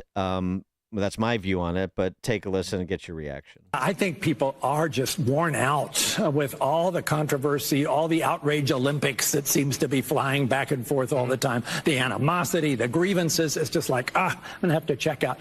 But that's the group. It's about 2/3 of the country that has the best chance of bringing us back to where we want to be. And our nation has lots of problems. We worry about things like our national debt, what you might call a fiscal deficit. But, Stephen, we have other deficits that politics aren't going to solve. Maybe they're making it worse. There's a truth deficit. We're in a place now, where there seems to be no real penalty for saying something that's demonstrably false. It's okay. No, it's not. We have a trust deficit where because people don't know if they can be sure somebody's telling the truth, why should I trust that person? So we stop trusting each other most of the time, and that's dangerous also for our future. And we certainly have a civility deficit. And he goes on from there. I mean, just setting aside the hypocrisy of Francis Collins saying those things when we have the official record on Francis Collins' performance during COVID, it is just so positively quotidian, those clapping seals notwithstanding. It's just, what kind of entertaining late-night show is that? Well, there's so much to deconstruct. We could talk for like 6 hours about it. You're right. This is not a entertaining late night show. And listen, if this was an aberration, if once in the blue moon they got serious on a show, I think I'm okay with that. I mean, you can have your vegetables and also a little bit of dessert as well. But everything he said in that clip really applies to the Late Show with Stephen Colbert, dishing out misinformation like the Russian collusion hoax. Just recently, Colbert extremely downplayed the LA riots regarding the ICE situation. a lack of civility. That's all Stephen Colbert does on a nightly basis is savage those who don't agree with his worldview. So that, and this is a late night show, but this is what the Late Show has become. I have to say, given all that, I don't disagree with any of that, but this was the most successful late night show of its kind right now. It beats Fallon, it beats Jimmy Kimmel, it beats Seth Meyers, it beats all the competition, and they're saying they can't make the numbers work with this. So what does that say about Kimmel and Fallon and The Daily Show? I mean, these are other shows that have big budgets and big staffs and production costs they've got to meet. I mean, that's the really interesting part of this cancellation is that if Colbert, with big-ish ratings, comparatively speaking, can't survive, what's next? I just don't see this format surviving if this is the reality that it is a financial decision. Well, is it the format or is it the presenters, if you will, too? I mean, the funny thing about Colbert is when I first became aware of him, I thought this is a pretty good comedic talent. He was good in Strangers with Candy, in my view. And I think Amy Sedaris is great. And I think her brother is great, too, actually, David. And he was good as a correspondent on The Daily Show. And then, for the first part of his time with the Colbert Show on Comedy Central, where he was sort of lampooning the political class across the board, and he had sharp writers and a sharp wit, or some combination of the two. But then he just decided, for me, like when the show jumped the shark, and it's hard to pinpoint like Jimmy Kimmel because I don't think he's nearly as talented. I like the whole thing about Jimmy Kimmel is a joke to me and an unfunny one. But Colbert jumped the shark when he did that just obnoxious, painful skit, the Vax scene, VAX and scene, the word scene, where he danced with with four guys dressed up as syringes, basically acting as a state propagandist for the vaccine mandates. Like that's the sort of thing where he just became sort of shrill and totally on the nose and totally conforming to the orthodoxy in DC, and then obviously that includes the Hollywood political culture too. And so there was no irreverence and there was nothing sharp or interesting, no unique takes. That to me was like the beginning of the end for Colbert. I don't know about the other ones. Fallon doesn't strike me as particularly political. I just don't think he's, particularly multidimensional. Yeah, I mean, there's been several key moments. I think that's certainly a bookmark where things got progressively worse. You can just go back to 2016 during the Hillary-Trump election, basically late night decide, and it's been really aggressively left of center ever since. You could look at other things as well when Jimmy Fallon tousled Trump's hair on The Tonight Show, and he was just absolutely excoriated for that, and he backpedaled and apologized. There's lots of reasons. And what they've basically done is said to half the country, go away, we don't want you. So we're already in a splintered media landscape where you have to fight for every eyeball. And then you say, okay, half the country, goodbye, we don't like you. And you've cut that pie in half. And then you're kind of now all scrounging for the same scraps. It's Colbert, it's Kimmel, it's Fallon. And listen, Fallon isn't as political, but he's aggressively left-leaning. He just doesn't hit the other side. He just doesn't.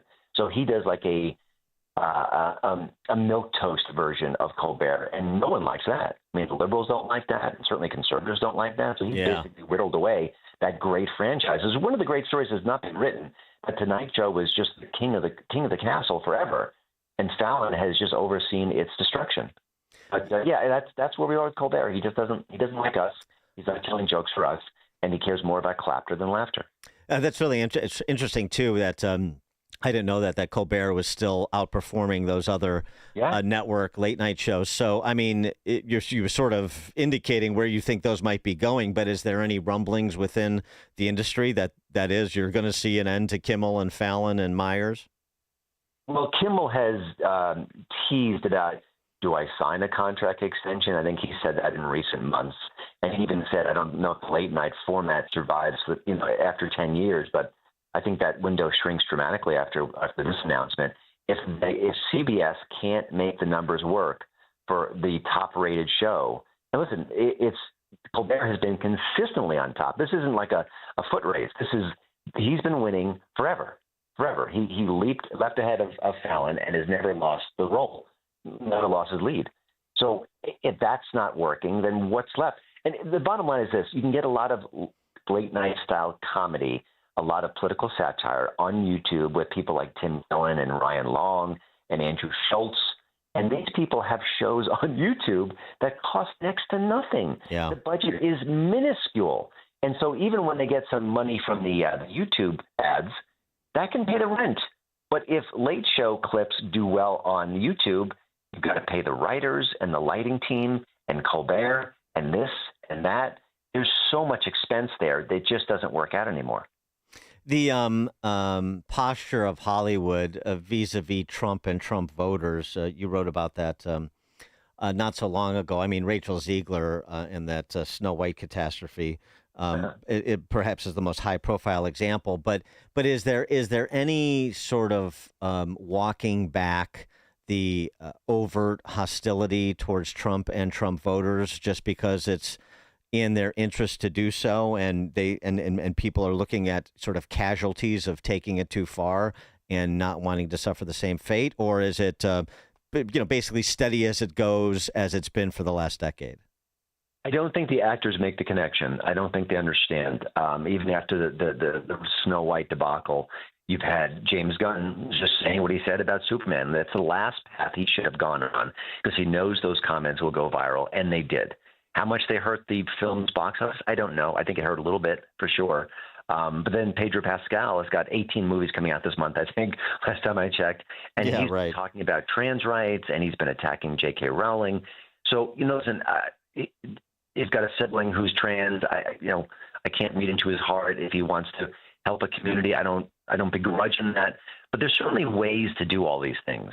And, and James Gunn could have said this is an immigrant story and left it at that. Or he could have said Superman is about kindness and left it at that. But no, he said screw those who don't agree with him. And then his brother on the red carpet said, went double down on that and said that if you're anti-immigrant, you're anti-American. And, obviously conflating illegal and legal immigration, which is what the left always does. So, there are ways to get political. There are ways to leave a message, and there are ways to be brutish about it. And Hollywood stars too often don't get that distinction, and they just hurt their own cause. I just don't understand it. This is my industry. I cover it. I examine it too closely, and I just don't understand how they don't get the message. Yeah, I mean, a more recent iteration of this, which was a little surprising just because I hadn't seen him do this before, was, and I like so much of his work, as a lot of people do, but Jason Bateman. Yeah, he was on, I think it was Nicole Wallace on a new podcast, and he said that Trump voters needed a talking to.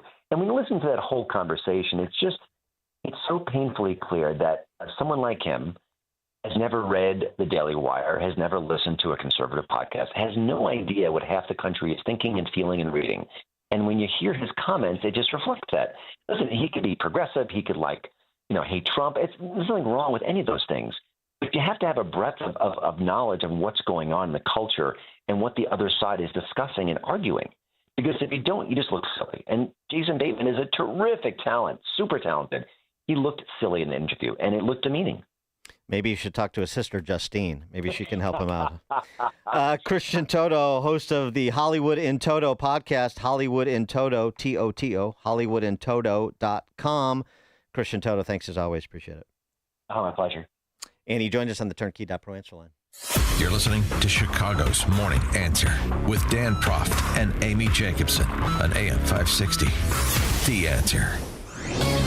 This is Seth Leibson for Townhall.com. An alien ideology is entering American politics, and its threat cannot be dismissed. While our Constitution guarantees us a Republican form of government, the tools of democracy can be exploited to render that asunder. Two major cities, New York and Minneapolis, now have candidates for mayor running as avowed socialists under the Democratic Party. They have every likelihood of success. That they call themselves Democratic Socialists is of no comfort. The Venezuelan, Cuban, and China constitutions also speak of their governments as Democratic Socialists. These candidates are indeed Marxists, and the attempted effort to separate Marxism from socialism is folly. Marx and Engels thanked socialist newspapers for spreading their manifesto, and the famous democratic socialist Michael Harrington has written, quote, Karl Marx was a democratic socialist in the most profound sense of the phrase, close quote. That no major Democrats are denouncing these candidacies, and this ideology should be of major concern. For those shrugging this off as no big deal, just remember, you may not care about Marxism, but it cares about you.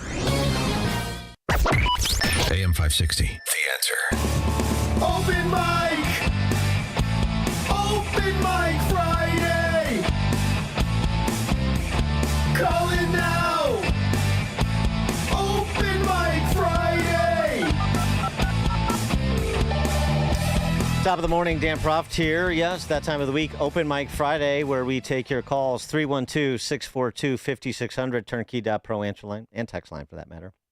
With comments, compliments, concerns, criticisms of general crack pottery. We'll take it all. But we begin, as we do, with turnkey.pro founder David Kolsak. David? Well, good morning, Dan. How are you today? Good.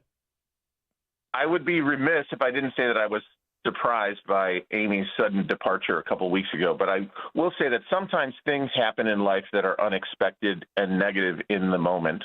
I think that ultimately sometimes change is good and opportunities present themselves that otherwise would not have been possible. So here's to new opportunities, and I wish Amy all the best and a genuine thank you for all the years here at AM 560. I'm sure she'll land on her feet. Okay, so I wanted to give you a couple scenarios that may exist over the Epstein files. They're probably not going to be liked by you, Dan, but at least it's something different than what you're seeing on TV. So first of all, the theory was presented by Candace Owens a couple of days ago. Is it possible that Trump's moved to a place in his mind where he's seen the evidence and he realizes that it's just too much for the world to digest, that the public in general can't handle the truth? I mean, you think about it. What if Trump took to the stage and announced that everything you know is not real and the world is a stage and your freedom itself is not real? You've been enslaved by lies. There's a global government that's running everything. Everything is controlled by them, the movies, the TV programming, the textbooks, the universities, the news, everything. And that everyone is just a guinea pig in a giant MK Ultra experiment run by Satanist elites who are in control of human trafficking worldwide, and they do horrific things to children. Literally, what would you do? Like, could you just accept it and go like, that's interesting? Or would people lose their minds? Again, and another theory is to know that the deep state is real and that they've had 4 years under Biden to do whatever it is that they want. Perhaps that's why Trump had documents at Mar-a-Lago that were part of this Epstein investigation and had to be retrieved.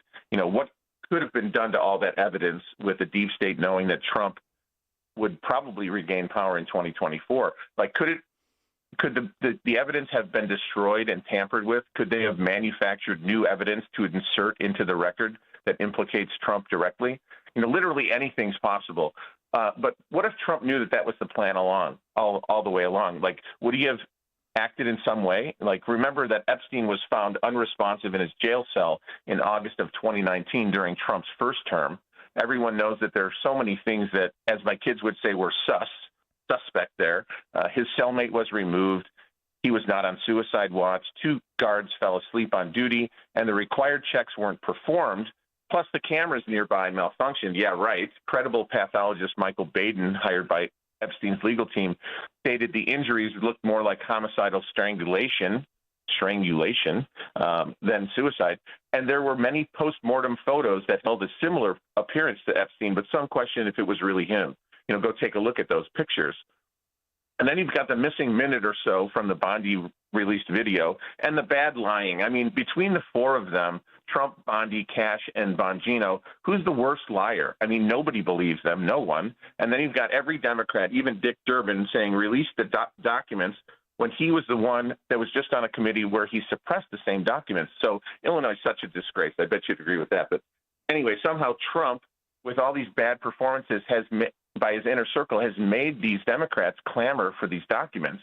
And what if Trump knows that the documents will be released and that he'll be implicated with the doctored evidence that they've had 4 years to manufacture? If he were in them in the first place, they would have released the hounds long ago, I'm sure of it. and he's goading them, saying things like the Epstein files are a Democrat hoax. But let's say that this scenario is playing out and they're getting ready for this big reveal to finally get Trump. He would need to pull a rabbit out of his hat, a big rabbit.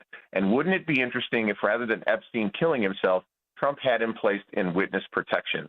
I mean, I know it's far-fetched, but Epstein's personal testimony would be way more credible than anything. And then when the documents get released at the behest of basically all of the Congress, he trots out Epstein for his testimony. I mean, ta-da!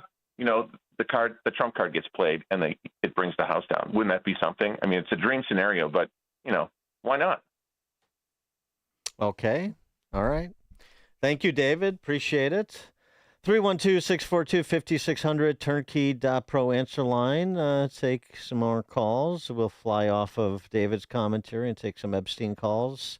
Steve in Deerfield, you're on Chicago Morning Answer. Yeah. Thanks for taking the call. Yeah, your prior caller sounded like he was a lunatic. But that aside, Trump is undeniably the best brand builder in American history. This is what he's perfected. And if release of those materials helped him or were even neutral, he would have agreed to release them in a nanosecond. There's no inference. There's no explanation that could be drawn from his refusal to release this stuff other than it would sink him. And in today's newspapers and online, they're saying he's authorized Bondi to release certain grand jury materials. I was a federal prosecutor for 18 years.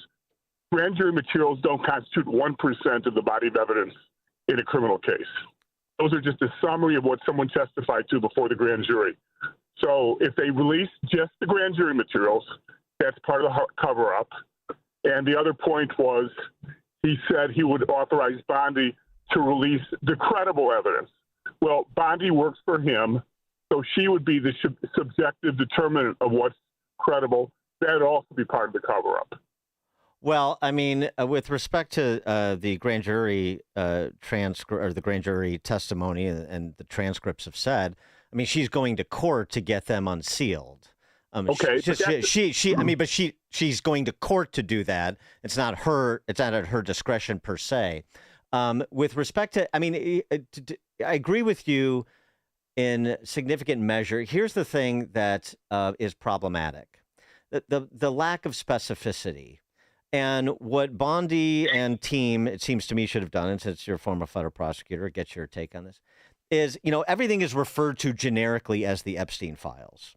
Okay, so what is it that has been released, and what are the caches of documents and other evidence that has not been released, and characterize those? There was some sort of general characterization of child pornography and videos and so on and so forth, but there needs to be either a very detailed description of the buckets of evidence, and bring in, frankly, the complete case file in the Ghislaine Maxwell trial as well. Oh, I totally agree with you. And one other thing, so that needs to be done, or Bondi should have, in my view, a press conference where she entertains the full panoply of legitimate questions that have been raised from, frankly, across the political spectrum, but mostly from people who have been interested in this long before Trump got reelected, like myself. Just answer legitimate questions, give credible answers, detailed answers to the extent possible within the bounds of propriety and the law to a lot of the legitimate questions that have been raised. And I don't know why they don't do that. Well, a couple things. Let me just describe to you what evidence exists in any robust federal investigation, and this was robust, okay? Text messages would have been subpoenaed. Yeah. Phone records would have been subpoenaed, like who's calling whom when. Travel records would have been subpoenaed. People would have been subpoenaed for the grand jury or interviewed by the FBI. Their emails and phone records would have been, obtained. Financial records, too. Yeah. Financial records, too. And then you just put together the composite of who's calling who, who's talking to who, what are the text messages saying, what are the emails saying. Then you interview people, and here they probably did hundreds of interviews.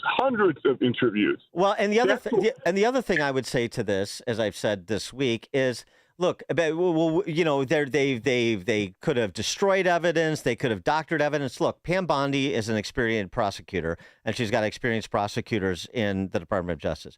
They're going to look at a case file that's as big as these case files are, and they're going to know if there are gaps. They're going to know if something looks out of place. And to the extent that they may have a feeling that any of that is at play, well, then they can do their own independent investigation to fact check some of the contents of the file, to perhaps ask questions or seek information that questions that hadn't been asked, information that hadn't been sought to this point.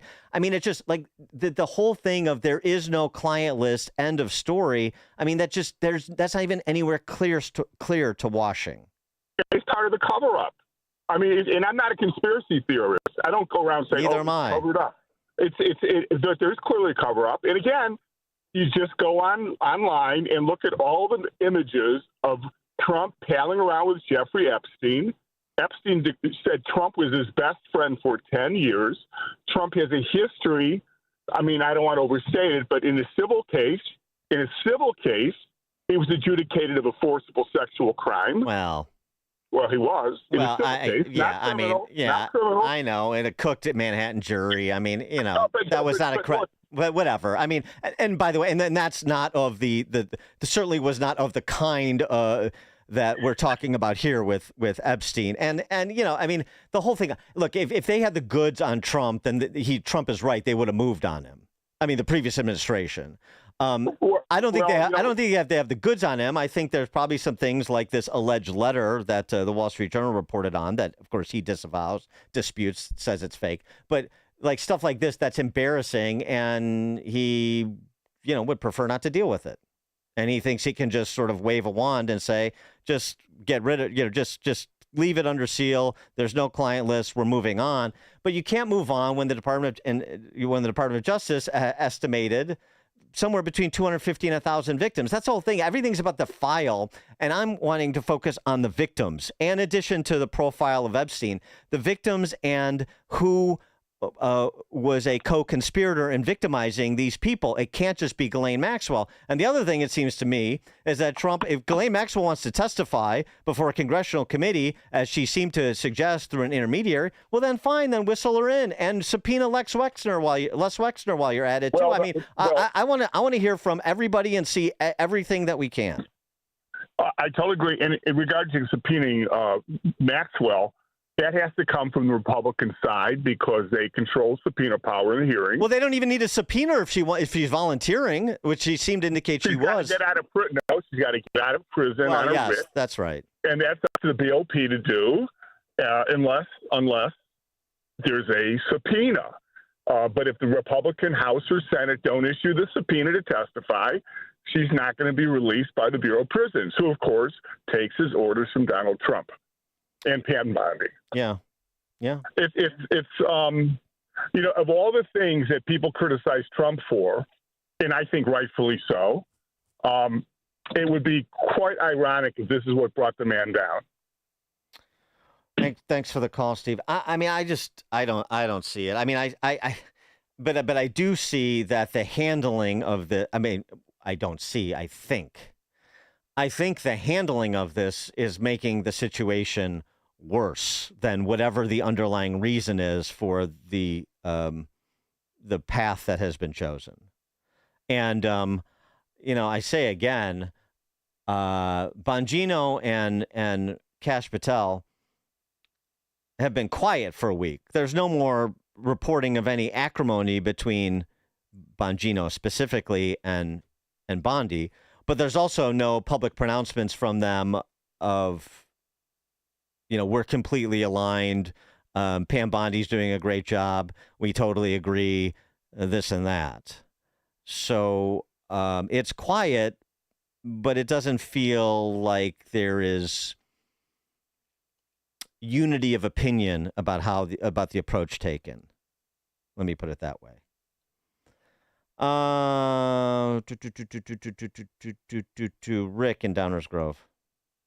Hey, good morning. Hey, on the Epstein thing, I got a little different spin on it. I don't think it's in my opinion, specifically Epstein, I think that's the culmination of all the corruption and all the dirtbags in Washington and their money men getting away with crime. You got the Hillary Clinton email, nothing happens there.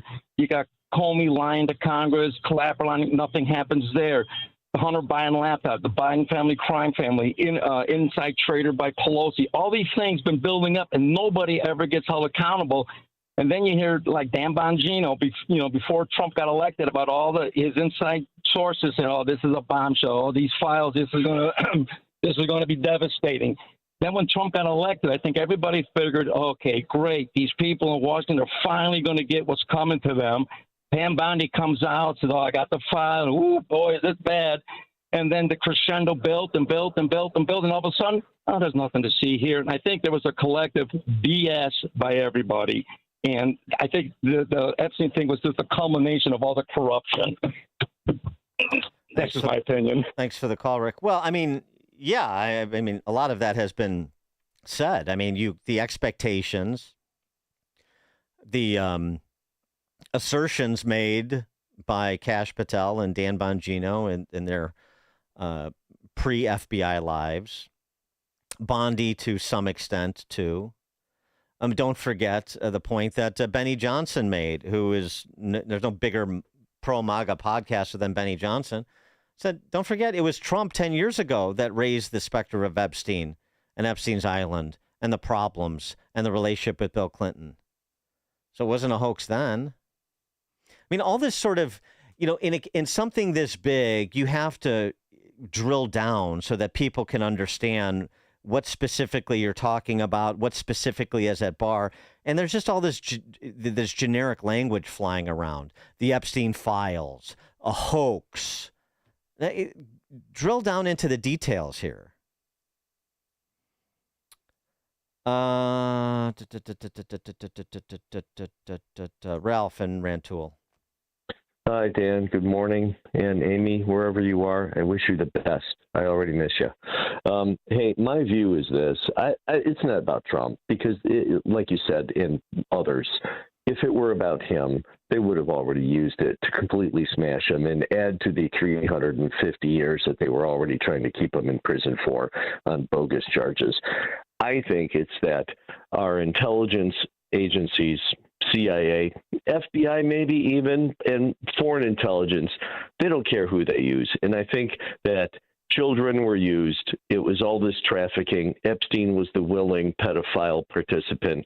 And what they did to get information and manipulate people is so disgusting and so revolting that if the world were to ever find out, we would be crying about toppling the CIA and removing people. And I personally, I think the nation, the people who run this joint and others kind of go, yeah, we'll live with the disgusting dirt in using people. We don't care about the kids. We care about our power and information and manipulating people. And they're protecting themselves. But well, I understand. But isn't that run completely afoul of the MAGA brand? Isn't that? It's horrible. Yeah. It's horrible and disgusting. It's horrible. And I think that, and quite frankly, if you take a look at Trump's real polling numbers from people like Rasmussen and other more reliable, the People's Pundit, Rich Barris, this is really hurting him. The lack of transparency after the claim that he would be transparent, people are going, hey, wait a minute. And I don't think Trump is at the end of the hook. I think it's the intelligence agencies, and it's making well-meaning people look really bad. I don't know how they get out of it, because I think if they share the information, it's going to be so revolting and it's going to look so bad for our country that we used children to manipulate leaders that I don't think collectively we'll know what the heck to do with that. Well, thanks for the call, Ralph. The whole it's too big for us to stomach and process and react to. I just categorically reject that. I'm enough of an adult to handle it. And the worse that it actually is, and I don't know how bad it is. I know it's bad, But, you know, the levels of depravity, I never underestimate humans' capacity for depravity. However bad it is, it has to come out.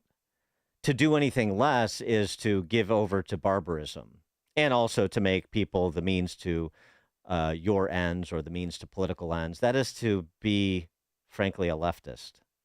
And I'm not signing on to that. I can handle it. I don't care who it is involved. Heads of state or sensitive assets or powerful people, whatever. Powerful people get felled all the time. Read some Shakespeare. No one, I mean, when I say, I'm not Letitia James. When I and other conservatives say no one is above the law, no one is beyond reproach, we really mean it. No one. And I just don't understand why that simple axiom cannot be abided by this administration. I don't understand. Yeah, I don't want to hear I can't handle the truth. I can, actually. That doesn't wash. Not even close.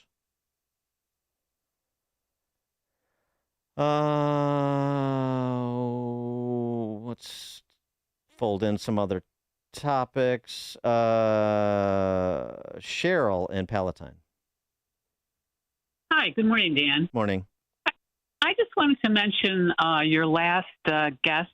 I forgot his name, but when he was talking about Stephen Colbert leaving and, you know, all of those late night talk shows, he never once mentioned Greg Gutfeld's show, which has been almost from the inception, has been beating out all of these other late night talk show hosts.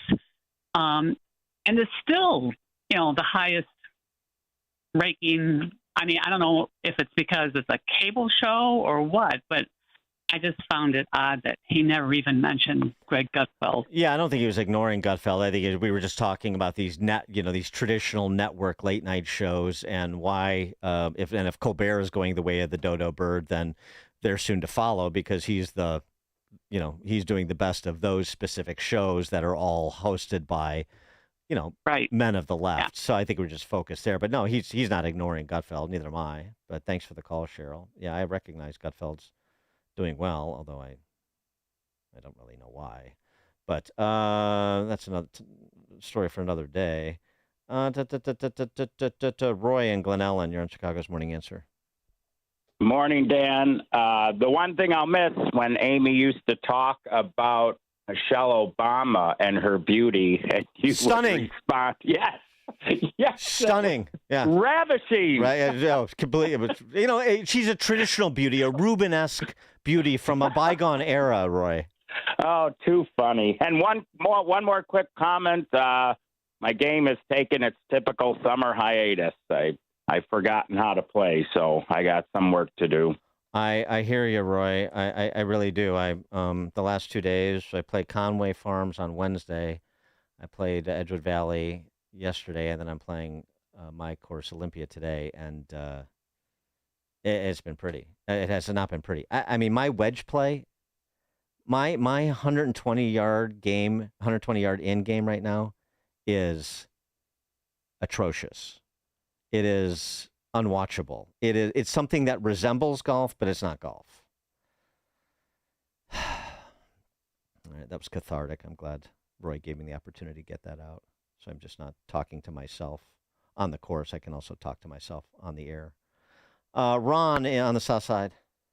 Hey, I just have to say, regarding this whole Epstein situation, I've been listening to you all weekend. I'm 100% in agreement. And I mentioned it the other day, that no one is above reproach. And so I still stand behind that. But I was calling this week, Arnie Duncan, he's responding to some federal cuts to these violence prevention garbage programs. This is what he said, Dan. They want us to kill each other. So first of all, Arnie Duncan, It is not the responsibility of the federal government to stop us from killing each other, okay? So why don't you talk to the us and tell them to act like law-abiding, civilized citizens, not savages, and quit killing each other. Have a good weekend, Dan. Thanks for the call, Ron. Yeah, they want us to kill each other, says Arnie Duncan, part of the power structure that proposes non-prosecution, decarceration, and defunding of the police. Part of the power structure that vilifies police, that supported the no cash bail that we talked about earlier in the program, and all of the people who have been victimized by violent felons awaiting trial for other felonies, preventable crimes, that platform sanctuary city and state status, where you bring in some percentage of foreign nationals who are also predators to add to the mix. And then you're going to lecture us, Arnie Duncan, Obama rebounder, dimwit Arnie Duncan is going to lecture us about public safety. Comical. Greg in LaGrange. Hi, good morning, Dan. I think I really believe that this is going to cost the midterms. I believe that there will be enough people upset about this whole bouncing back and forth on the Epstein stuff that they'll stay home. And I just want to thank you again for the fact that you brought this back up, that this was something that Donald Trump addressed 10 years ago. And I don't think you can say it enough. I don't think I can say it enough. I'm tired of being treated like I can't handle information that may be sensitive. I can handle it. I'm an adult. I demand it out of my government. I want truth. I want people to tell the truth. And that's what makes me most upset about this. I just, of course we can't go to the other side. They're completely batshit crazy. But I'm just saying that we need to come to a real understanding that we are adults here and we can handle the truth. Thanks for the call, Greg. Dawn in Naperville. Good morning. I don't know if anyone remembers, but in Kash Patel's Senate or confirmation hearing, Senator Blackburn had brought up the Epstein file and the subpoenas that were being squashed specifically by Senator Durbin. And she asked him if he's committed to helping her getting to the bottom of it. So with all due respect, we're trying to connect the dots between why you're fighting the truth. That is the problem. It's why, whatever political party you are from, why are you blocking the truth? And that is what Americans want the answer to. We're not stupid. We know how to read people's behavior, and it just doesn't make any sense, President Trump. And we want you to bring out the truth, please. Thanks for the call, Dawn. Okay, we'll give him a shot. The Prime Minister of Ireland, of course. You cannot handle the truth. We cannot get to the bottom if it's Dick Durbin's bottom. If talk about depravity, if Dick Durbin is stone cold naked in a video of Jeffrey Epstein on that island, I do not want to see it. Don't show me the bottom. Pardon me, perspicacious prof, with your plenary power for preemptive crackpottery pardons. I again repeat, your 2-week absence was too long and very hurtful, debilitating to me and debilitating to the listeners. We don't know what to think. We wake up in the morning, we want to know what to think. Mm-hmm. And if you're not there, I was unsuccessful in repurposing for JB Lizzo wisecrack that line behind Mama Cass Elliott choking to death on a ham sandwich while Karen Carpenter, the beauty, died of anorexia. if each had the other's Last Supper, they'd both be alive today. And I couldn't do anything with this. So I'm going to also say your absence from the airwaves forced me to self-medicate for pain relief with Wild Irish whiskey way too early in the morning. And so for that, I thank you. But a quick legal question. If P. Diddy secretly talks to the judge about scheduling a freak off, would it necessarily be an ex parte communication? No. Very good, PM. Thank you for the call. Oh, brother. Eduardo in Tampa Bay. Hey, Dan. Before I comment on New York, I'm over here at the Convention Center, and we have the Phi Beta Conclave. So this is nice to see everybody, mostly African Americans, very educated and on their way to being successful in life here. Okay. Curtis Silva is the only one not under investigation, so everybody else needs to get out. I think the New York mayor's race. Yeah. That seems to be like a good. Yeah, that seems to be Dominic a fair Carter standard. From WABC said, "Get rid of the parade. That'll do that'll get them over the finish line." Thanks for the call, Eduardo. I don't know if they'd recognize him in his without his Guardian get up on though. Rich, Indian Head Park. Hey, good morning, Dan. All the speculation about what's in these files is going to continue to go on, and I think the Democrats are going to want this to go on as long as it can, so they don't have to answer why they want to pass a bill to unmask the ICE agents and put their lives in jeopardy. And I think there should be more emphasis on protecting them from all these crazies out there who are going after them. That's my opinion. Thanks, Dan. Have a good weekend. Thank you, Rich. Appreciate that. Chuck in Delavan. Hey, I'm on my girlfriend's phone now because I don't want it to crack up. Seems like only yesterday I proposed marriage to Shania Twain at Country Thunder. Mm-hmm. Country Thunder is this weekend. Everybody get up here. They got the Delavan, Phoenix band shell tomorrow night at 7, and they're going to have a Fleetwood Mac ripoff band. So anyway, everybody get up here and enjoy yourself. Have a great weekend. All right, Chuck. Thank you so much. And thank you so much for everyone who tuned in and has contributed today and this week on many of the pressing topics we talked about, particularly the Epstein case and Trump's handling of it. I know people want to be supportive, but they also want to adhere to their principles, and that's the way to do it. Have a great weekend, everyone. It is now 9 o'clock, AM 560, WIND, Chicago. A big Trump critic is going off the air, and the president couldn't be happier. I'm Dave Anthony, Fox News. He just posted on Truth Social he absolutely loves that Stephen Colbert got fired. Reacting to the news, Colbert himself broke. Before we start the show, I want to let you know something that I found out just last night. Next year will be our last season.